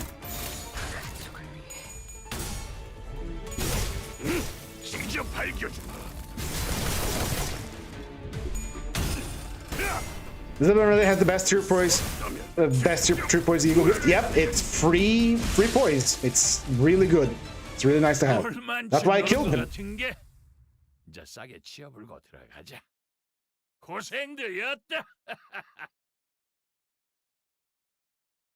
Right, let's keep going. Ooh la la. Now, I am quite looking forward for the retrial tomorrow or the day after, because, you know, I get to play around with my team, and it's going to be fun. Of course, it's still just the best strategy to kill them before you can get off, but sometimes it can help knowing that you will be actually doing next turn. Of course, yeah, knowing what the enemy movement is the best thing you can do. Still stuck in Kanto 9, fighting against Callisto and his student just because the game crashes. mid-fight or where I'm loading screen after beating him. Interesting. I had the game like crash maybe 3 times on me. But yeah, no, still, I don't fight MVP Cattlers that much. I avoid fighting them because usually they're more annoying than they're worth. Whatever I'm going to get out of the pack that has MVP Catalyst is usually not worth it, so I just go somewhere else. Because, again, main content of the game, Mirror Dungeon, aside from the story, so Mirror Dungeon is what I mostly do. Again, I stream these daily because we can get some like knowledge on how the AD works and just have a little bit of fun. I wanted to do this, this daily Mirror Dungeons as to a format to keep a constant stream of content here on the channel. I tried playing Halo before, I tried playing some other games that didn't do well. I saw that my Limbus videos were my most popular. They still are, but there is really no new content to check. So I am just going to do daily Mirror Dungeons and try to make it educational. After all, I am a professor, a teacher. So might as well try to make the whole thing educational as well. From both understanding the IDs and how they work to maximize their potential, even though I'm kind of playing all automatic right now, and then to reading the books. The books is a new thing, it's an experiment. I hate fighting MVP Capital so much, but they're fine the first time I fight them, but I made a mistake of trying to get good time in Railway. Never do that for like 5% of the time, the other 50% in turn 1. Yeah, I don't do speed runs. If I can get the rewards, like if you check my player card, you will see that I have the rewards, like the threshold for getting the rewards, nothing more. That's like, okay, I beat the par, I beat the record for extra rewards, good, I'm done here. Same thing for Rufo. I'm not gonna try to beat her with a super record or try to set some new world record. I'm just going to beat her to get all the rewards. If I get all my rewards, I am happy. I don't need to prove any further than like the goal line. I don't need to flex that I am the best, the strongest Limbus player in the world, because what kind of flex is that? Let's get on the horse.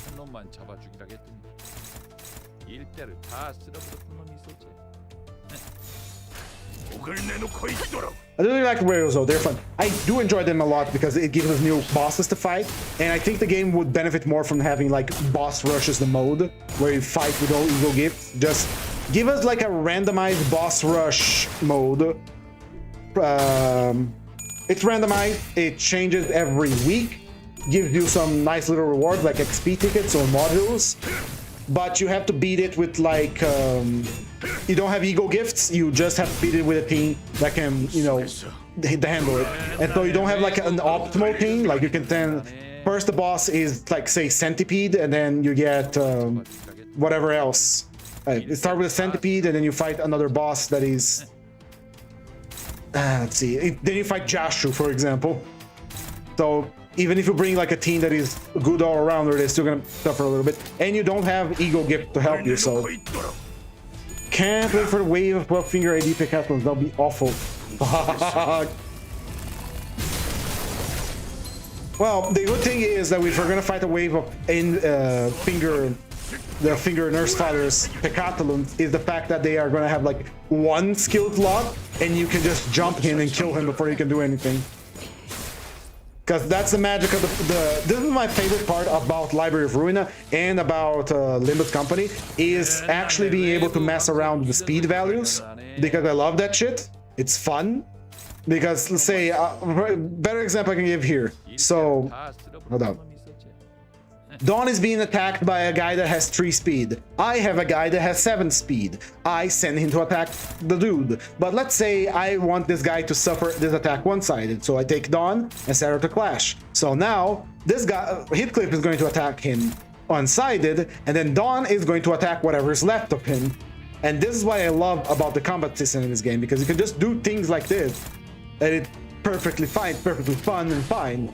So if I'm fighting an MVP Castle or one of the nurse fathers, I'm going to do exactly that. Unless they outroll my speed by a bajillion, I'm just going to jump him and then make him suffer.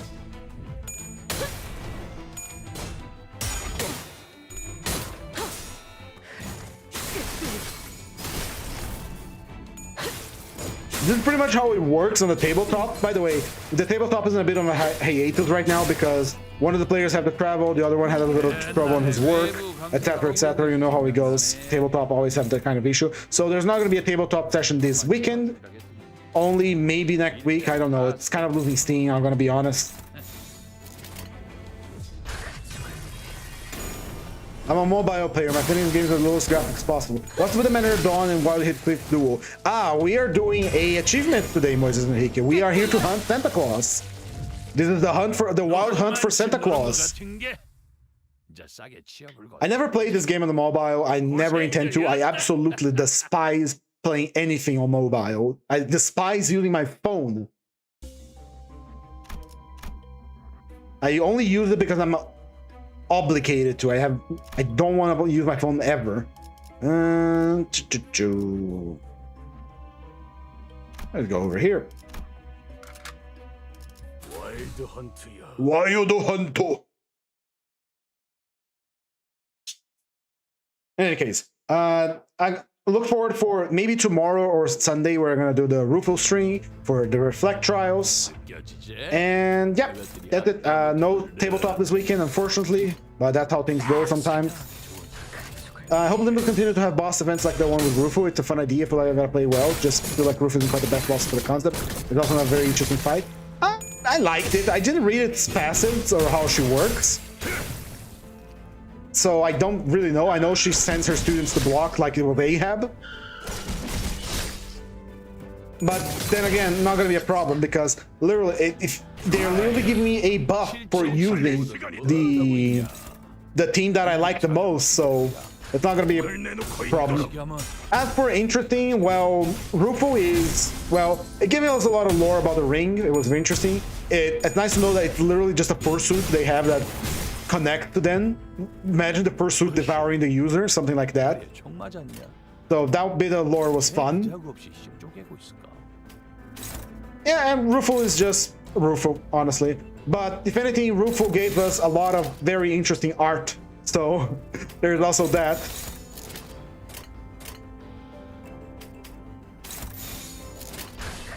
Because it's very difficult to ignore the elephant in the room. And yeah, the idea of the Reflect trials is a very nice one. It's fun. I hope we get more too. The reward is gonna be better than I expected. I'm gonna check the rewards because it's probably gonna be a XP ticket, and I'm gonna be needing them. There's still a bunch of units that I don't have level up to level 60. We are tree Doulahan right now. We are bucked up and ready to rock.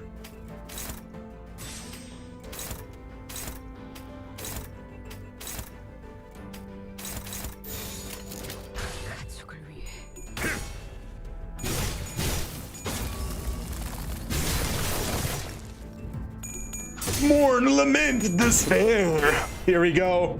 We don't have full coffins, but I'll take it.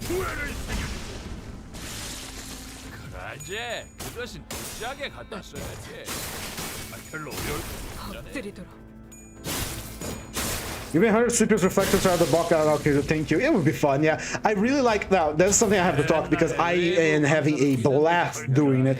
I really enjoy the multiple wave XP excavation. If I had the node, the resources to do it constantly, I'd be playing that shit almost non-stop because it allows me to properly flex the ramp up of certain things can have.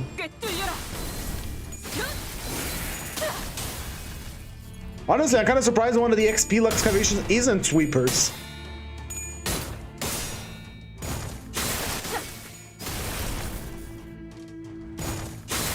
I really like there's unique voice lines for certain IDs, certain content stages, like using manner don't bring the majority of content 7 stages. Yeah, that is, again, one of the things they do weaving the narrative of the game together with the gameplay.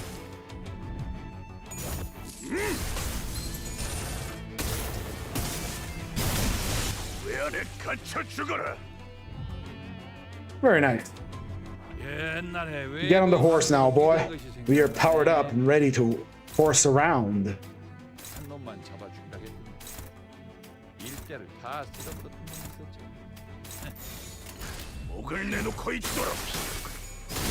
Wild Hunting could be so fun to use, because once he gets going, he gets going. But Dawn, he's struggling to get her Blood Feast running.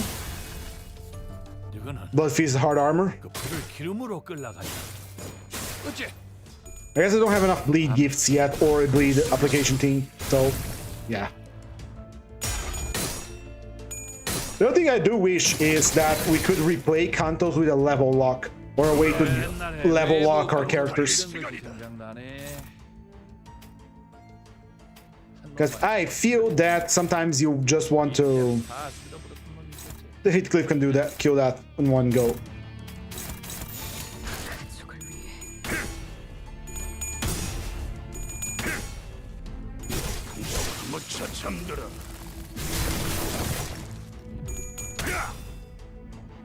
There we go. It's not maximized, but it will do the job. The wound clarity is enough to make your blood feast income decent. Yeah, we didn't get blood wound clarity yet.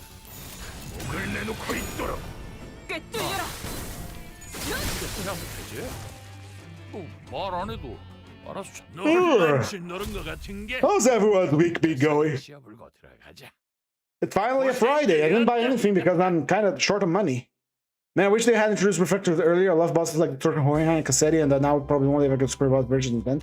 Don't count on it. There are Bakgaks to come. Right, that is our 13th combat node, I believe. Let's get to the 14th. That means 14 pages to read. Not a lot. Not really a lot. These books usually have hundreds. And boy, oh boy, I still say that every time, but I am not looking forward for the book for Honglu. I really am not, man.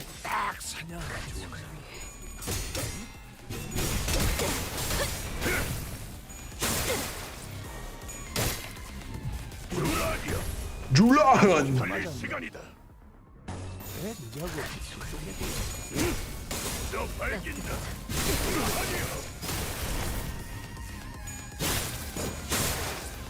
We got hard versions of those bosses, but to be honest, those barely change anything. Yeah, because by the time we get a Bakyak, we already have IDs that are tailor-made to kill them, so... That person's not in a good mood right now. Ah, what happened? I said a trauma.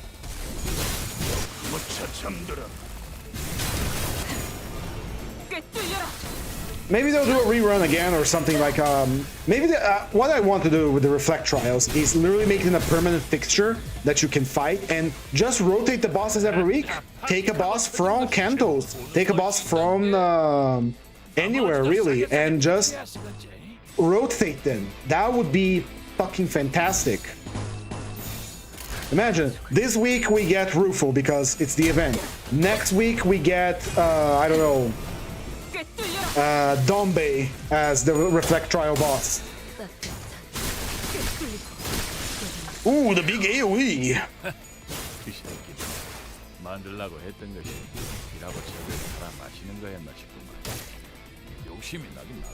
The guy approaching his doom. The thing is, when you use a clashable counter, the character sprite stays still in place and the enemy comes to you. So since I used the Mourn Lament Despair counter here, the guy just approaches to his doom.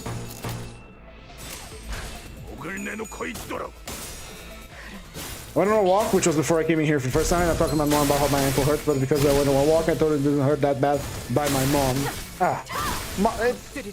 Mons are like that. From my Limbus book reading has been going decently. Finished the Metamorphosis, the Stranger, nearly done with Moby Dick. I have started on Don Quixote, tried Wuthering Heights, but I didn't finish. I just did not like that book. It is a strange book. I'm gonna read it here as well. Metamorphosis is interesting. Also one of the books that make me angry, together with the Stranger. I haven't finished Don Quixote or started Moby Dick. Right now we're still reading through Yiseng's selected works, which honestly we should have might have stopped because it's been already a while, so... It's not that interesting. We already got to the meaty bits of Yiseng's books, which was the poems at the start and the Enoir short story as well. But I said that we're gonna do it, and it's not that long of a book. It's 260 pages. We are at 183, and we are gonna read 14 so far, which is good enough progress. I'm curious as to why those ones made you angry.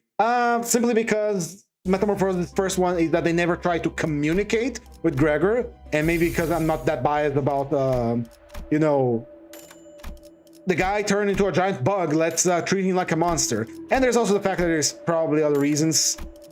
Cultural at the time for the writing wasn't exactly being a bug. There are people that say it's about being a war veteran, and there are people that say it's about homosexuality at the time, zeitgeist and all that.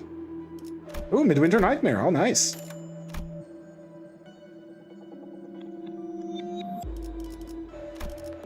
Anyway, let's try to get the UPS system running for extra damage real quick. Anything else that I don't use here? No, a little wish making. And the stranger, it gets me angry during the trial, because at one point during the trial, they're no longer judging him for like the crime he's committed, but they're judging him if he's a human, and that pisses me off a lot. Not the whole, oh, is he a human or not, but the whole, you know, okay, we're gonna stop our trial for your thing, and we're gonna be philosophical now, and are you really human? And I know it's supposed to be a book that, you know, elicits emotion and all that's supposed to be infuriating on purpose, but just because it's infuriating on purpose does not mean I am less infuriated at it. The enemies can die anyway, and they will find ways to die, turn into a small pile of flesh in their clothes. It's actually a fun little detail, I like it. Ah, Santa, we approach. Of course, we're not getting the achievement right here, right now, but we are approaching. I see. I always took it to being a disability personality, though it was quite interesting because of that, seeing how Gregor's treating me now that I can provide a good presentment for it. Yeah, there's also the disability part. That's what I was forgetting. War veteran, disability, homosexuality, zeitgeist, and all that. But yeah, that made me furious. That made me angry a lot. So yeah, it's not that I didn't like the book. It was a great book. I think any art that it elicits a emotion, strong emotional response, is good art, with some exceptions. But it was a good book. I just dislike how they treated him a lot, because I am Brazilian, so the idea of family here is very different than that of I think it was German book. I don't remember from where the book is now. Right now.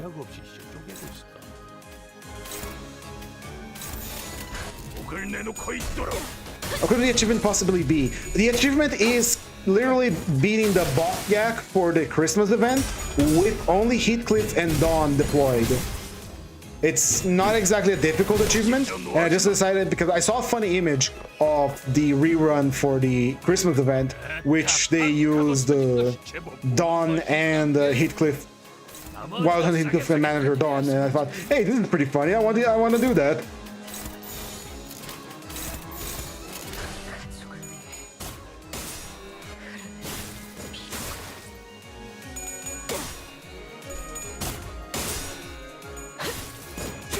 We got some more water.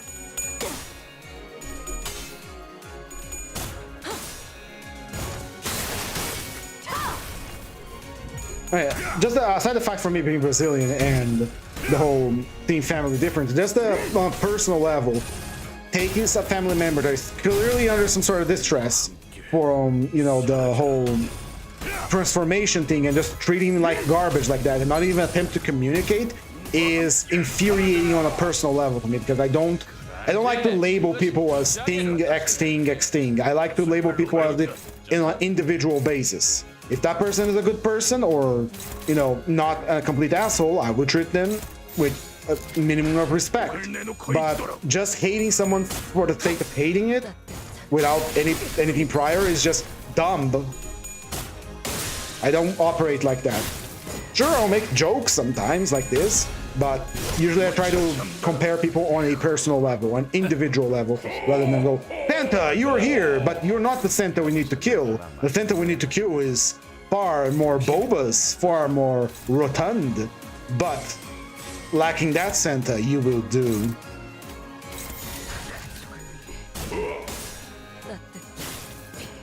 Yep, that's the whole thing, Moises Enrique. That's the achievement we're doing today. There's a couple more achievements like that where we take a specific loadout that I'm going to be doing. Probably in the next streams, daily streams, because it adds a little something extra for me to do besides going back to old ass IDs and looking towards them. Because otherwise, the next solo run I'm gonna do is Mariachi Sinclair, and I'm not looking forward to that. And Caleb, another thing about the Metamorphosis is the fact that they got off their asses at the end of the book and started providing for themselves, and then they still treated him like shit because big bug man. And you know, I didn't like that. It's kind of horrid. I don't consider myself a particularly good human person, but I think the least you could do is try to communicate with him, and during the entire book, if I recall correctly, they didn't. As for the stranger, I quite enjoy seeing how Merceau is perceived by others and how his fate is very plainly due to how he's viewed as emotionless. I do love Merceau so much. It's great. My final favorite. He is a very, very powerful individual. I love him too. He's very good. And well, it's gonna be fun to see how are they going to adapt. Because remember, the game doesn't one-to-one adapt the books. Sometimes the characters are compound from several books, as we could see by Ryoshu. All right, let's take defense and offense. Healing on stagger. I like that. All right, floor 4. All right, we did complete another node, so that's 15 pages. We're gonna fight Jesus, and then we're gonna go fight Santa. Give me your stuff.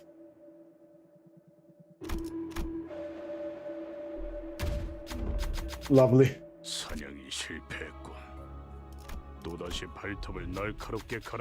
like we're gonna have to take a little snack on the shop. And anyway, I'm eager to see what they're gonna adapt the story as, because there's a lot of things they can do with this story, but we have to remember it's not going to be a one-to-one the book, because Ryoshu is a true story stitched together, possibly even more.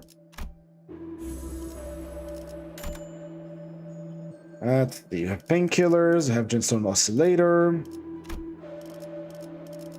We don't need this, because we literally cannot make use of it. I really, really want the UPS system for extra damage, if I can get. And nothing. We do have Nebulizer, but we have Pride. We don't. Let's see, try get the UPS system again. We could mix Elytra and the Zippo lighter. A little bit of wish making, a little bit of magic. And there we go. That's what we wanted. That's what I like to see. Really like these true gifts. We can sell something, I think. Nah, there's nothing here. I can sell this. Defense level down, but I'd rather have damage up. There we go. Good damage, good damage. Let's get on to the Jesus fight. And then, after defeating Jesus, we shall defeat Santa. If Raymond isn't already dead, I imagine he'll end up being the Kanto 10 Part 2 boss. Very likely, yeah.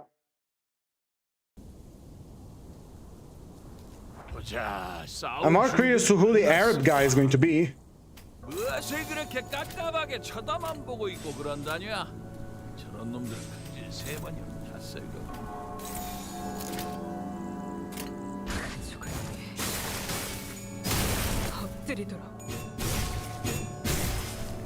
Oh, ye sinners! Oh, ye bad end IDs, come to the garden and be judged. It's a sloth and a raft rose. 아야, 거기서 그러고 있으면 뭐가지 똑 떨어져야. 저 짝도 힘이 안 된 게 머리를 쓸란 것인 게 그 시기 안 하면 안 되겠지?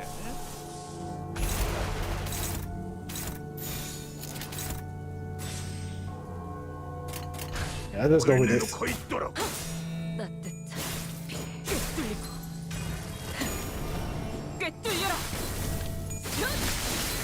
Rose impaled. 아, 놀랐네.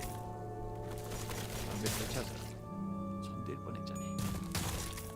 이 Okay, no stagger so far.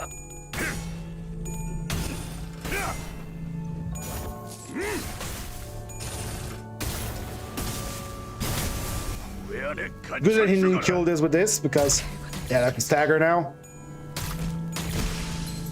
That's a double stagger. That's bad.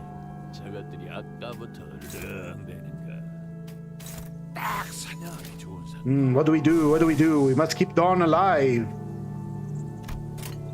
Probably as Dawn is getting attacked by true attacks, they're gonna do a lot of damage. She's paralyzed too.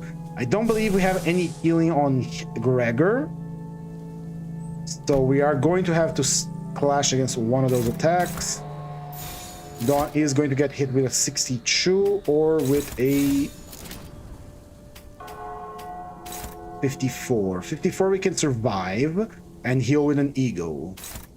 The problem is going to be Heathcliff himself, who is going to have to eat a lot of attacks. So excited for Canto 10. I love all of the book. I love Endcorp, but really my expectations high. I'll never recover. Ooh, always temper your expectations. They are the main source of frustration in our life. I had that exact same problem with what they call the Warframe. I played Warframe recently a lot, and well, the reason why I don't play Warframe anymore is because I got really frustrated with it because I set expectations for it. Expectations that were not met.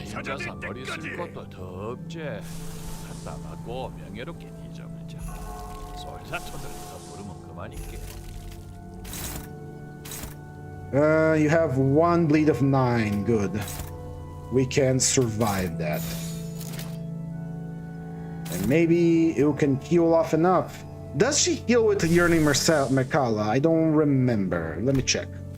I never realized what her ego does here. There has the more bleed coin power. Shared.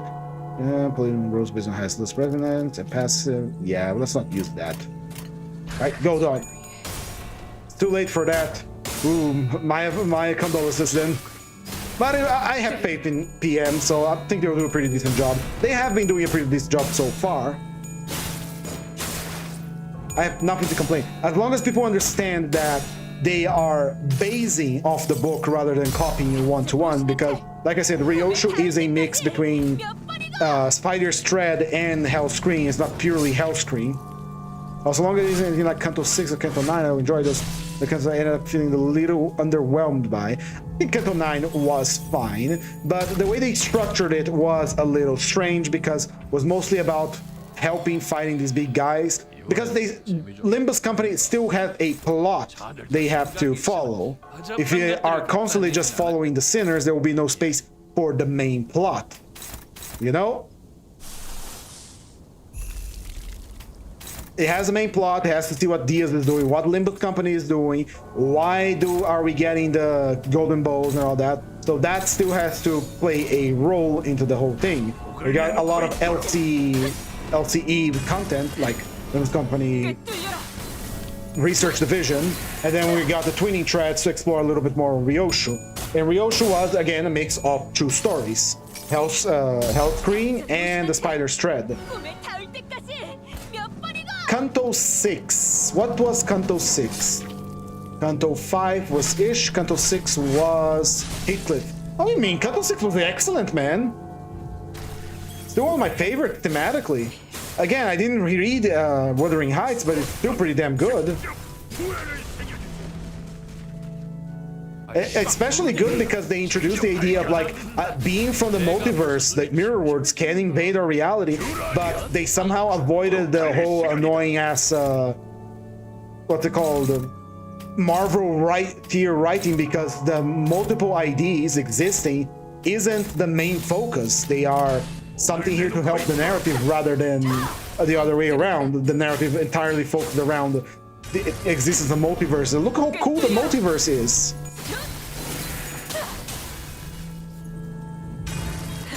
Keep stabbing, Dawn. Keep stabbing.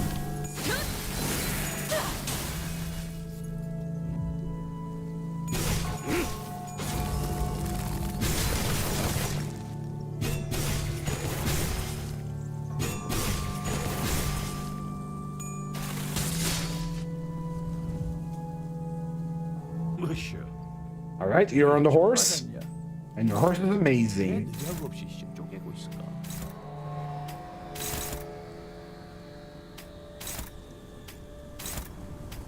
Now we have enough slots to clash against everything. We should be good to go.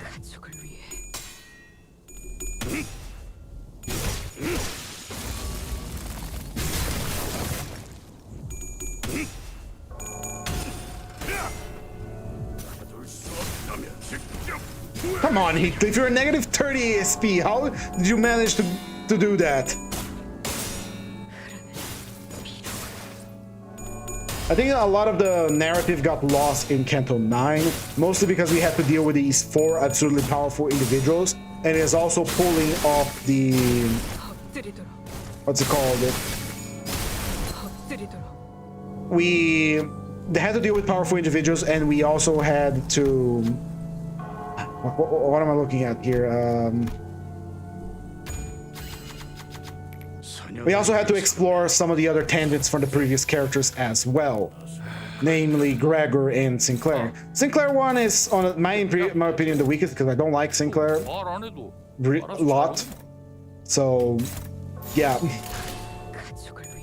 I don't like those cancels, they're both good. Simply that I just had significant gripes because I got in the way of my enjoyment. What kind of gripes? Because at the start, I was very concerned about the whole irking Heathcliff being able, like, I am from another dimension and I'm here to kill Heathcliff. And I thought I was going to fall into the multiverse slot that a lot of people think the game is going to fall into. But I was pleasantly surprised to see that was not the case. And the reason that irking Heathcliff even exists isn't because he just simply manifested one day, is the fact that because of the mirror and the way the mirror is affected by the observer in a quantum state, kind of made him real, because that's how Heathcliff felt, how Kathy felt.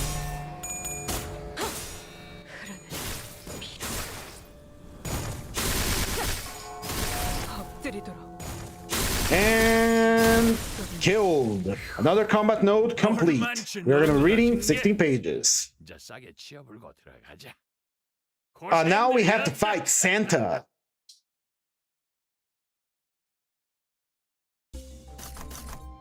Game one. Give it. All right, let's try to get the Bokyak now. We'll take the bridle. Yes, I like having a lot of health. Bad, but I'm not gonna take it. We take the offense level. No. Also no. Where is the miracle in District 20? The Bokyak. Go.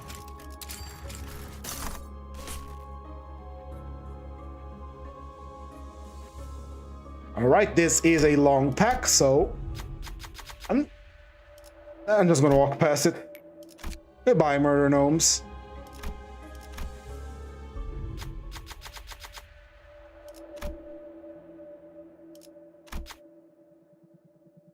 Oh boy.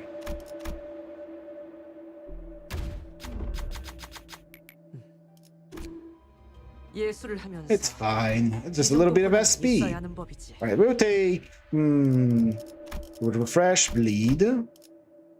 Blood and wire, rusted muzzle, there we go. She should be powering up her skills a lot faster now. There's stuff I want to sell here. Let's see, sell this. Because we really don't need it. Sell the flame too, we don't need it. Then enhance the smokes and wires. There we go. Enhance this. There we go. And it has anything else? Nope, that's pretty good. Let's see here. Kanto 9 has this problem where it feels quite messy, especially during part 2. Part 2 of Kanto 9 is really one of the worst parts of a Kanto ever. I think that's a mess. Part 3 is good, but also carries the issue of being messy. Because between different characters, the fight's constantly, the fight is good, but I feel used to support enemies too much. It is not being done particularly interesting outside of a few cases. I have read a theory that someone said that after Kanto 8, especially with that little ending where it's, what was that all about? Kind of like slideshow where, what's his face? Hong Lu is saying like, oh, what was the Kanto all about? And then he said like, oh, this one was about, courage or whatever. It was like a farewell to the traditional Limbus company storytelling, where it's hyper focused on the characters, because they now need to give space, a little bit at least, for the main story to be developed, the central core of the Limbus company, the Limbus company itself. And I sort of agree, it does feel like that, especially after Kanto 9 came out, because it was focusing on more of the Limbus company thing, and then we got some Ryoshu on the middle. And now we also got the intervalos to explore a little bit more about Ryoshu, where usually previous intervalos were just their own thing, while some of the character teams were being played during the intervalos, like, say, Time Killing Time with Rhodia and Honglu.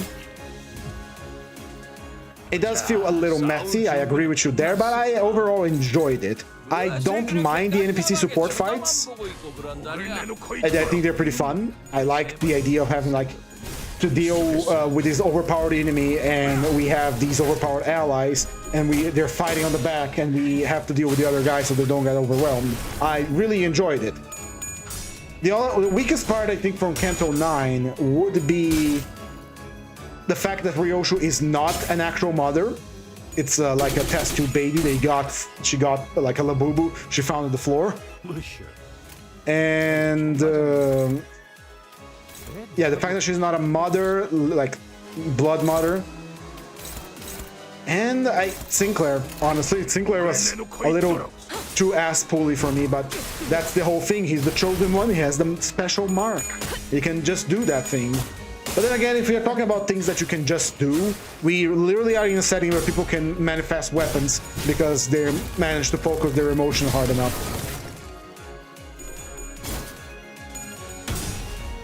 I feel like the fact that Ryoshu isn't a mother, like blood mother, and just found this labubu on the ground and say, this is my child now, does detract a little bit from the main theme of the original book. But then again, adaptation.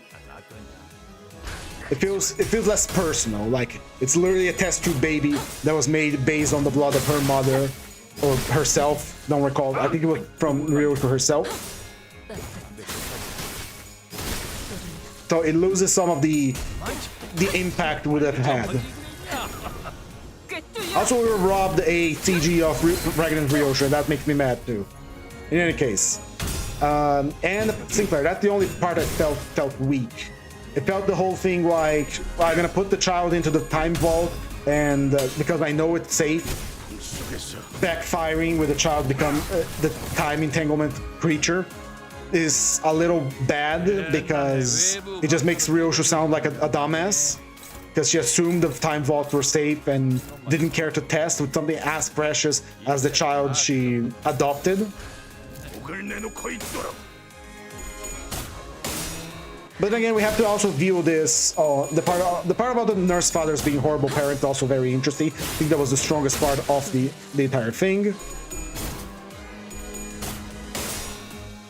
Pretty much, that's the thing, QMD. It's sort of like that, but it has definite functional mechanics, and it isn't the end-all be-all. Like, okay, I focus my emotions, and I make a ring on my sword, and now I can fight. And then the guy just pulls out, like, okay, you can fight? Alright, let me just activate my Add-in Smasher super speed attachment here, and nice ring you have on your weapon. I'm gonna wear it around your neck. I like that the Mang and Shin isn't the end-all be-all type of power, which all people assume that is.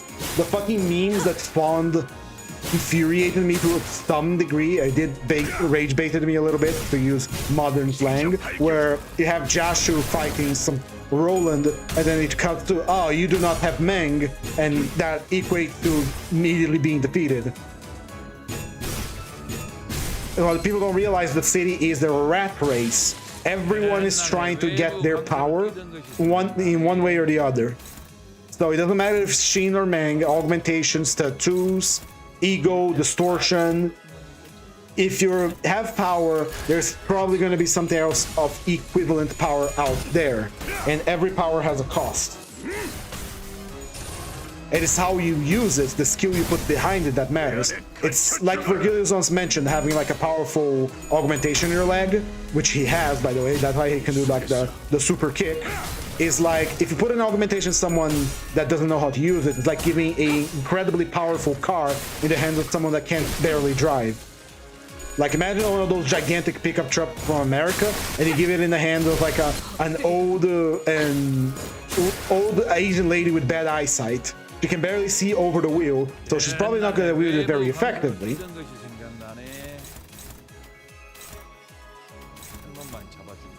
And so this is what I like. I like when a setting is elevating itself by going out of its way to imply, okay, here's this power system, all right? All right, here's a character that learned this power system and used it with great skill. This is why I like Leihang. We have, you know, the gunblade of Leihang, and it clearly is like, while he uses the gimmick of the gun, like pull trigger, blast, he also is incredibly skilled in doing so. It's not just the fact he has a gunblade and that automatically makes him win, you know? He knows how to use it. Same thing with the direct comparison that people make a lot is Sand from Metal Gear Revengeance. It's not just that he has like the super vibrating katana or the quick draw with a bullet on it. He knows how to fight. He knows how to use the katana. He just takes this extra tool and implements it on his skill set. There is this manga I really love, and I should reread it at some point, called Battle Angel Alita, which is exactly that. It's kind of like The City in some aspects, where you have this amazing technology around, super advanced, and people don't just stop at being, I am a big guy with big robot arms and I crush you. You have the big guy with the big robot arms that learned fucking karate and kung fu and then started applying unique techniques that only he can do with the giant arms he has. So not only is he an augmented human that is incredibly dangerous by itself, he also knows how to put that strength to use because he knows martial arts. Martial arts specifically made to use with those augmentations he has. So I love when a setting elevates itself like that by introducing a power system and then actually, you know, putting abilities on it, putting skilled fighters. Something that, for example, Dragon Ball doesn't do very well, especially like modern Dragon Ball and Dragon Ball Z, where it just becomes like punch fast fights. And I say that with no degree of uncertainty, because Dragon Ball for me peaked when they're still using techniques, you know, solar flare, destructo disc, and etc., not just bigger beam of energy. But if I'm gonna start talking about Dragon Ball, we're gonna enter an unending ramble hole here, and I don't want to do that. In any case, back to Kanto 9. I do believe, like I said, I feel that the Ryoshu not being a mother weakened the Kanto a lot. There was some space taken from the Kanto to evolve some of the other characters, namely Gregor and what's his face? Gregor, Moses, Vespa, the people from the Distortion Detective, which one day will get a game of their own, who knows? So some space had to be put aside. I think I remember something about this being like, what was it? It was during the Arc Knights crossover, where the director said something that, oh, we're not gonna do an intervalo before another true intervals before Ryoshu's Kanto, because we are going to be focusing on working on the Arc Knights stuff. So maybe that impacted somehow how the story was going to be developed on Kanto 9. Probably. And maybe that's why it was messy as it is. I don't mind messy. I actually I think it felt pretty good to go into this massive operation where Dante is opening like 3 tabs on his PDA like a zoomer with HD, watching Subway Surfers while watching an essay about something on it at the same time. That was pretty fun. It felt hectic. It felt like, yeah, this is a raid. We're counterattacking now. Aside from being clapped. Limbus company took a big hit, which was entirely intentional, but we don't talk about that yet. I think it was fun. I think the messy aspect of it was fun. It did certainly break the mold of the previous Kantos a little bit, but as a result, it did weaken some of the story a little bit. Let's see here. As for Kanto 6, I imagine some of my criticisms This would may see a little silly. The side casts Splendor outside of Hindley, I think. Linton is fine, I suppose, but at least to me, incredibly interesting. This thing still uses this character. Disappear from the Canto, dies in such an awkward way.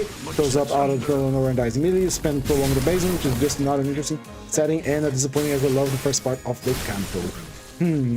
I can't talk much about this because I have not yet read the book. So I don't know how prevalent some characters are and so how some aren't in the broader scope of Wuthering Heights. Maybe I will in the future once we finish reading Wuthering Heights here on stream. Maybe I don't. Who knows? We'll see when it comes to that. Which, by the way, in the future, I'm going to be doing videos here on the channel once I have the time to actually edit them, because that's the main problem. I don't have time to edit videos. I want to make videos, but I don't have the time, unfortunately. But I have to make something for the 100 subscriber special, you know, because I am reaching that mark soon, and hopefully very soon. So I'm gonna have to make a video, and I do intend to do so because 100 subscribers is a milestone for me, and I'm a very happy boy. But anyway, I enjoyed Canto 9, I enjoyed Canto 6. Maybe I don't have the broader view that you have, Kyleb, because you read the book but didn't finish it. I haven't even read the book at all, so...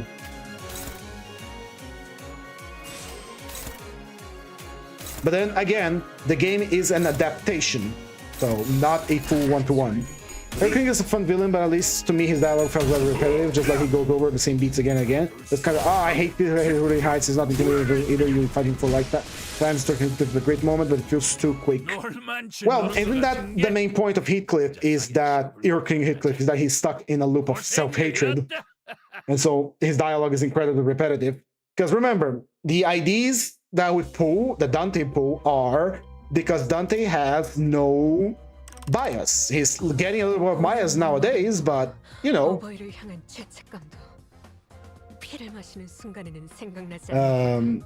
Sorry, Erskine came to be because Catherine observed it, and so did Heathcliff to his extent, and said, hey, I only cause misery, so I'm stuck in this loop forever. So it's kind of his theme. He's stuck in hell, he's stuck in his own loop, and he can't escape. But our Heathcliff did escape. I understand. I don't think that makes it much interesting. Yeah, it's still him. Oh, I have to. Fuck, no, don't give up the rewards to window. I don't have the modules for the thing right now, or the thing, but I think we completed our mirror dungeon today. And now that we have completed our mirror dungeon, we will start reading our book. So, settle up, boys. Here we go. I think he fight against him gets a little bit. Yeah, they reused him I feel a little too many times. It made me question, how the fuck do you survive all these fights?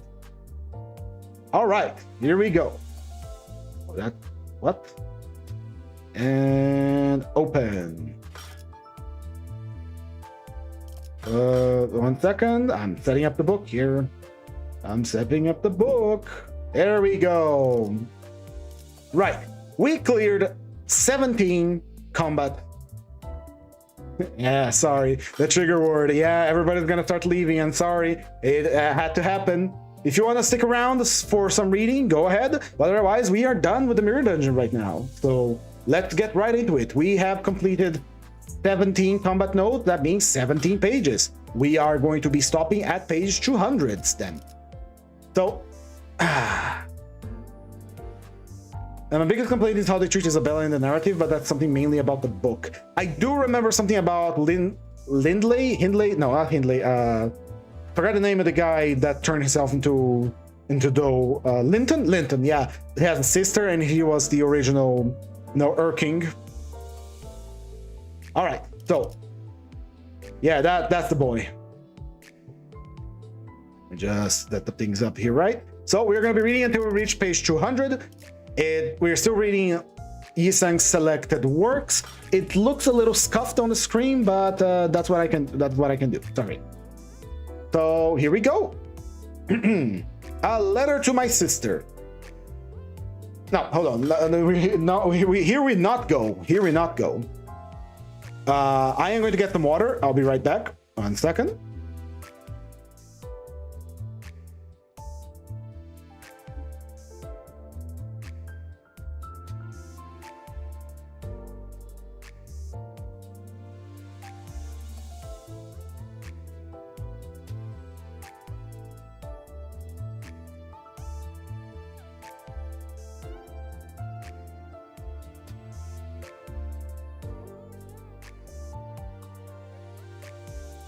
Moisturize me. And I have returned. Now we're gonna start properly. Again, Yiseng selected works. This is a text written by Yiseng, the actual poet, not the game character. And this is from the section from things he wrote while he was in Japan. I'll probably leave in like 5 minutes. I think he's gonna pass out pretty soon, but I do enjoy chatting with you. It's rather nice. It's rather nice chatting with you as well. Remember, Caleb, I stream this every day at the same time. So if you want to chat more, I'll always be here every day, same time, doing my 5 floors of the Mirror Dungeon to get my grind going. Anyway, a letter to my sister. You and your lover told me that you would be leaving on an early August train the next night, but both of you left on a train the next morning. Though I am hardly the person to act as the elder in our family, I am still older than both of you. You might have told me we cannot live apart from each other, which could have been a way of telling me what you needed. I certainly would have not said I cannot allow it. In fact, I may have helped you both to get away from our mother and father. That much I am able to do. The fact that you still did it on your own without telling me, your older brother, who hopes for nothing else but your helpness, has given me much grief. You and Kay came to me one morning to let me know that Kay would be leaving on a northbound train as scheduled. The day before the train's departure, the two of you came to me to discuss your plans, and we agreed that Kay would go alone, and you and me would go to the station to say farewell. Don't you think that would have been proper? How could you have said to me then, without a hint of worry on your face, "Well then, dear brother, we will see you at this station tomorrow."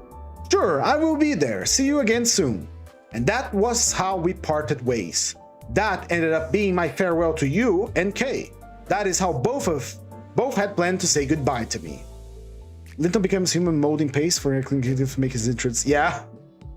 Because I am such a stubborn and slow person, I still went to the station that early August night, right on time, when the train was supposed to leave.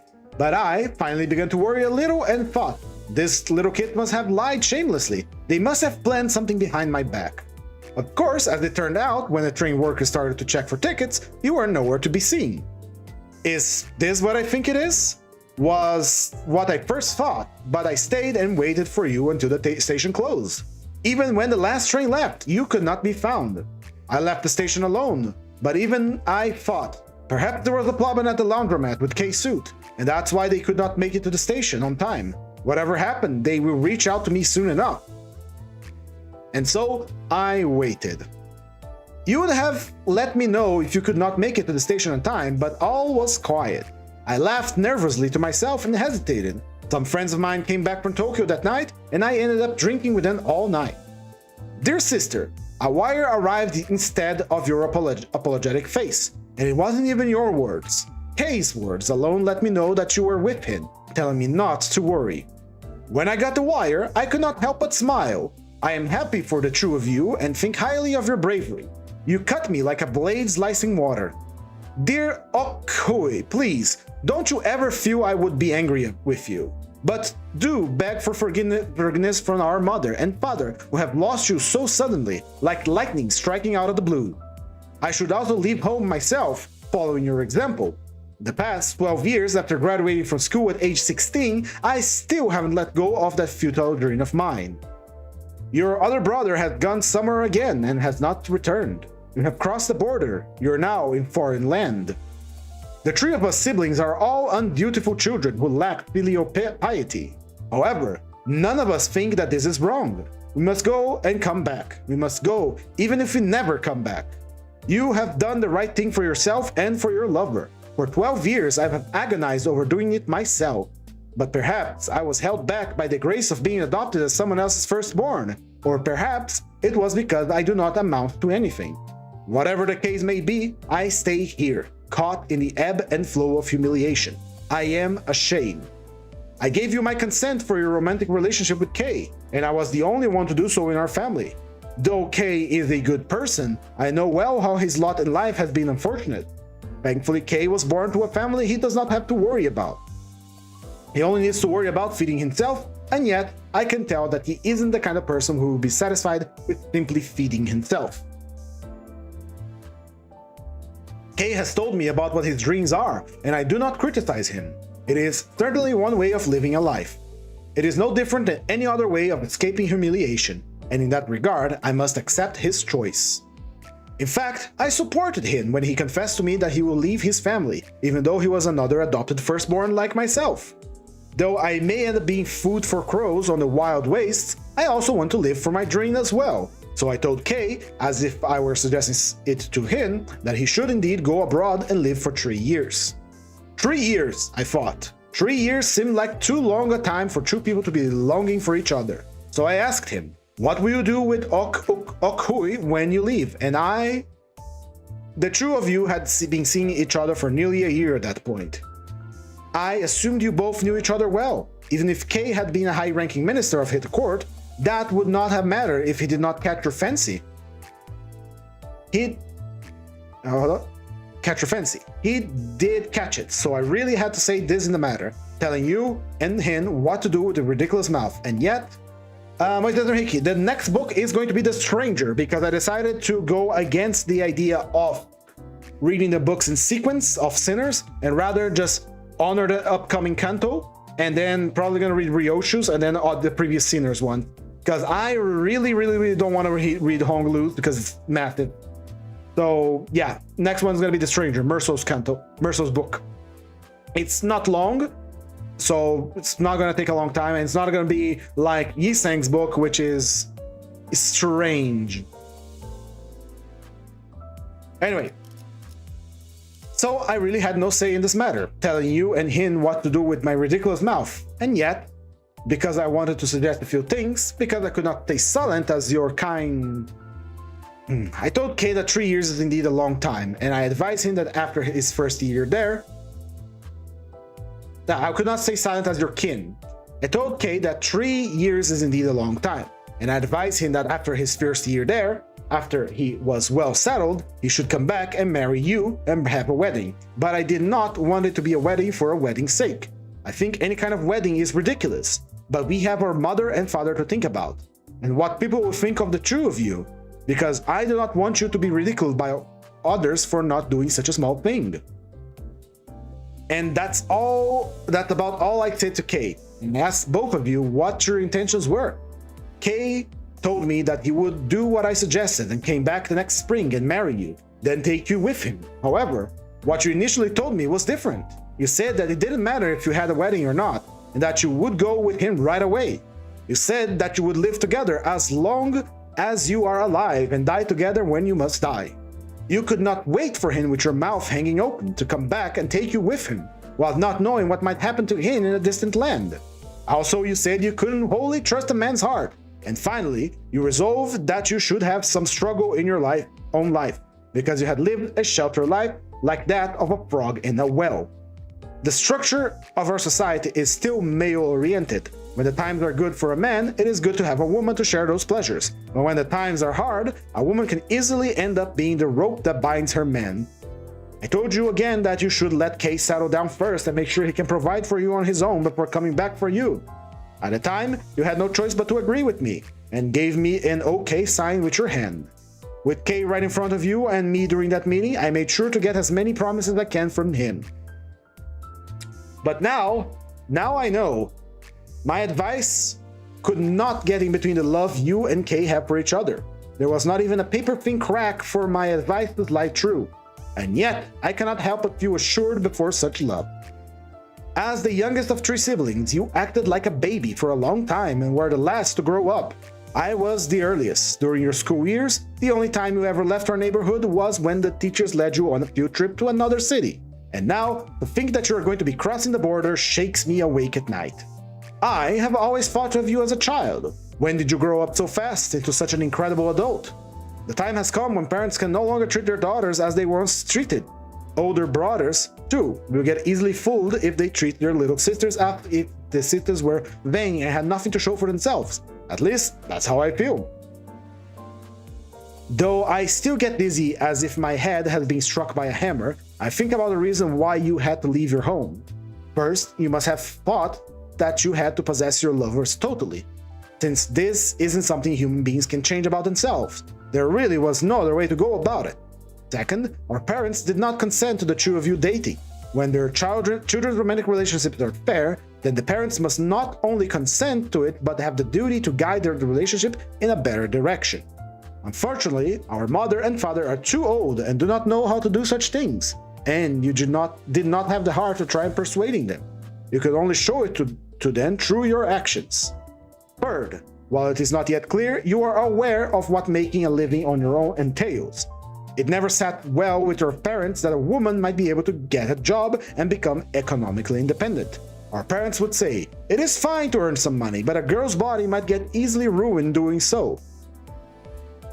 Once, when you could not find a job in Seoul, no matter how much you tried, you wrote a letter to one of your friends, who was working at a factory in Gyeongdo. You plan to become a factory worker yourself. Our family is so poor that we cannot even afford to buy new socks for you. This is a shameful thing for me as your older brother, but I am thankful that you never resented me. That is the kind of person you are. You will never be a rope that binds Kay, and you will do your own thing and helps Kay as well. So you have left. Now that you have left, do not worry about your family and put all your heart into your shameless success. It may take more than 3 years, it may even take 10 years, even if you are defeated and end up being food for carrion on a naked wasteland. Do not think to set your feet on home soil again unless you succeed.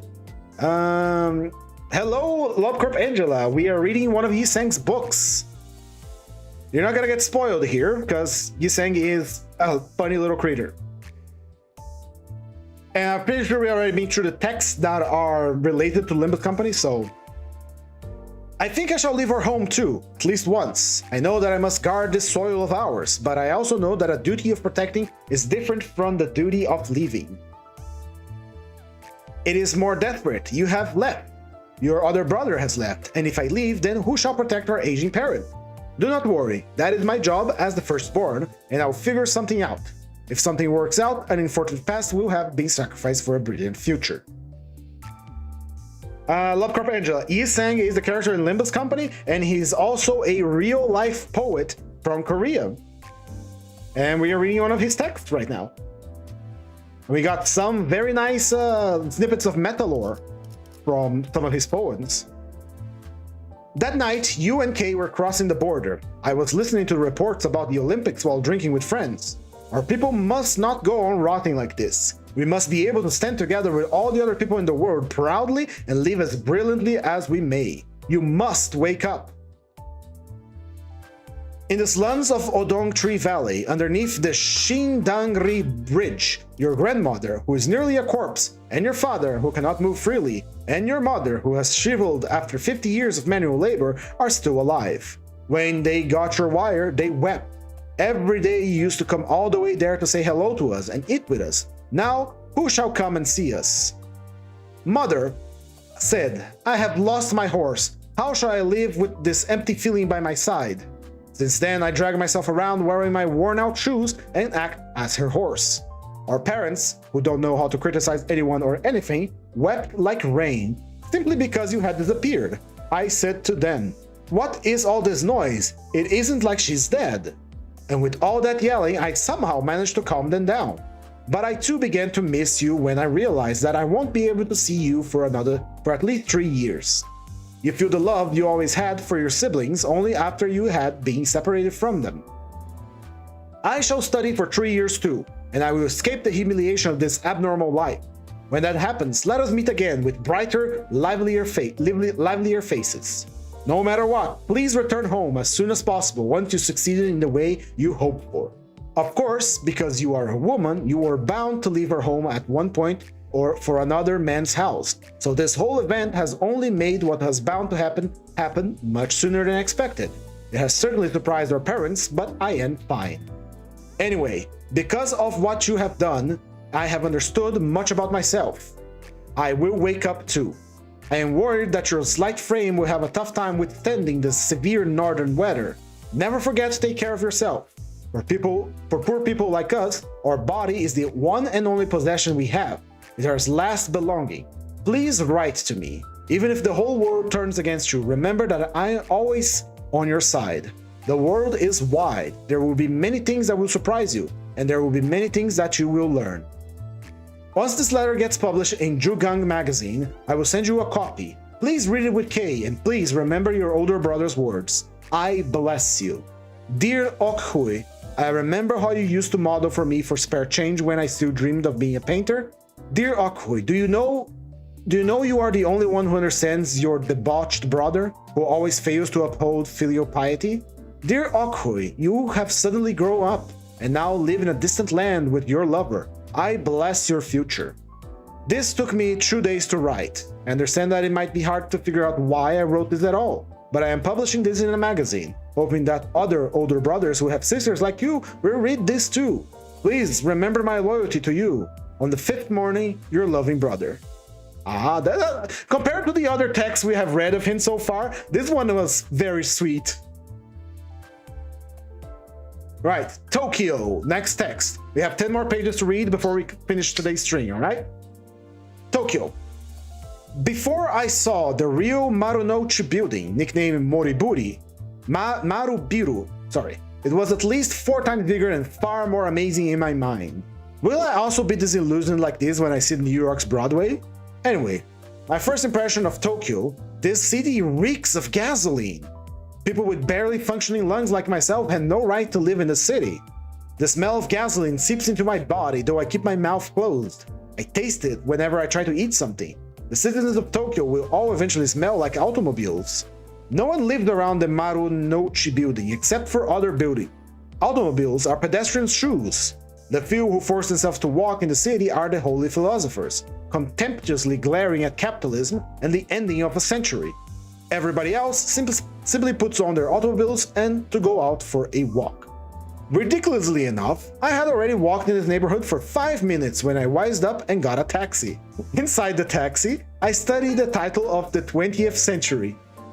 The moat of the Imperial Palace passed outside the taxi's window, and innumerable automobiles busily tried to maintain the 20th century profitability. My personal ethos smells of the stale 19th century, and it is a very dignified thing. It cannot comprehend how there can be so many automobiles. Shinjuku is very much a Shinjuku. Luxury is on thin ice here. At Buranseo Yasuki, my companions and I drank coffee with milk already added in, but I felt like I was paying a bit more than I should have, like paying 10 John for a cup of coffee when I should only be paying 9 John and 5 Ri. Eruteru, the people of Tokyo write friends as Furansu. My memory, Furansu, tells me that Werther is the name of the person who had the juiciest romance in the world, but Eruteru does not sound as sorrowful as Werther. Shinjuku, 3 districts that have prospered like demon flame. Beyond its vicinity there is a wooden fence and unsold land and signs that say "Do not urinate." Still, I am sure there are some houses too. Though I needed more sleep, Mr. C guided me to Tsukiji Little Theater. The theater was closed when we got there. It was the birthplace of Japan's new theater movement. There were many different posters on the walls, but to my eyes the theater looked like a badly built cafe. Even though I missed out on cheap movies, I returned to this theater a few times afterwards, which I think makes me a theater lover of the highest quality.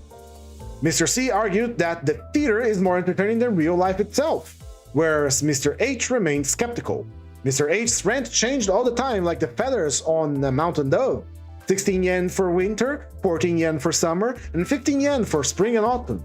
This in turn made him more cynical, and he often mocked himself. Because I am very forgetful, I asked him if I could get a room that did not trick one with rents that changed their prices every season. As an answer, my landlord's servant girl consoled me by telling me that I must be smarter than I look, since a country boy like me has managed to come along all the way to Tokyo. In turn, I consoled the girl by telling her that the wart hanging on the left hillside of her nose symbolized happiness. Additionally, I let her know that there is nothing I wish for more than to have a clear view of Mount Fuji from my apartment.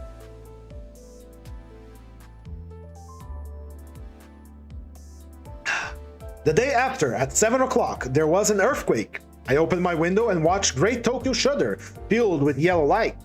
The servant girl encouraged me to look at Mount Fuji beyond the city, at that moment as it reared its gray-haired head, which stood there like a children's cookie underneath the clear sky. The Ginza was an introductory text for illusions. If one does not walk its streets, one might as well lose their voting right.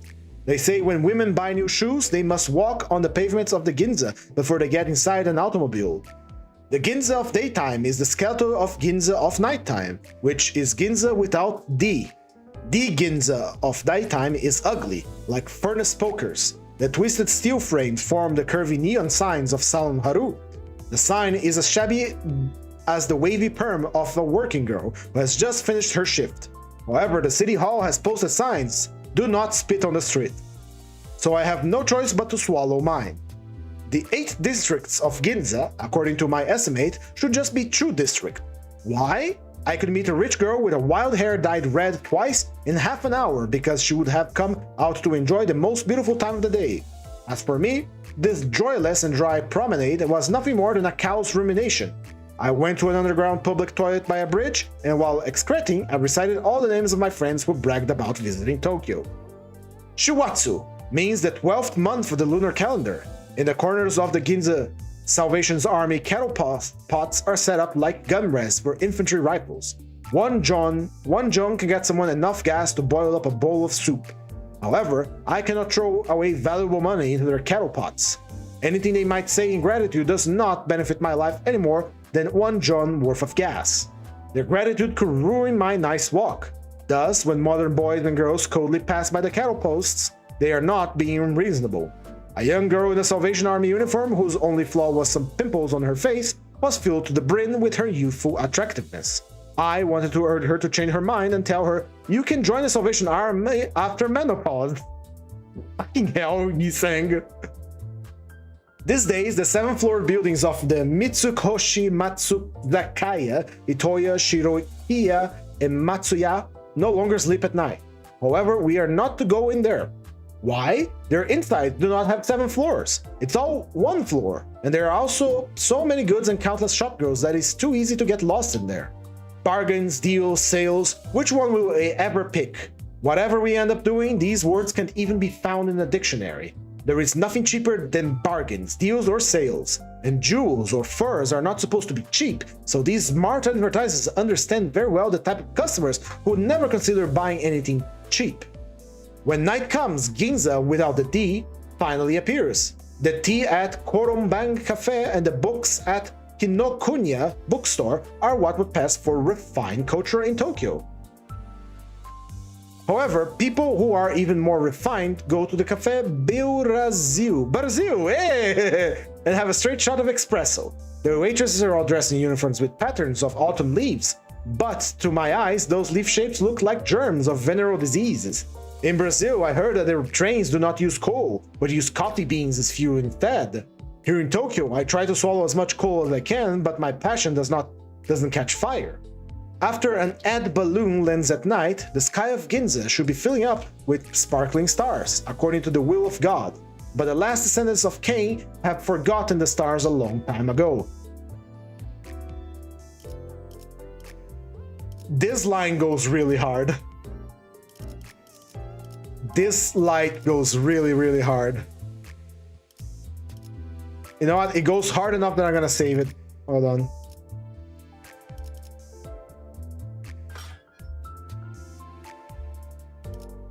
That goes really, really hard. I loved it.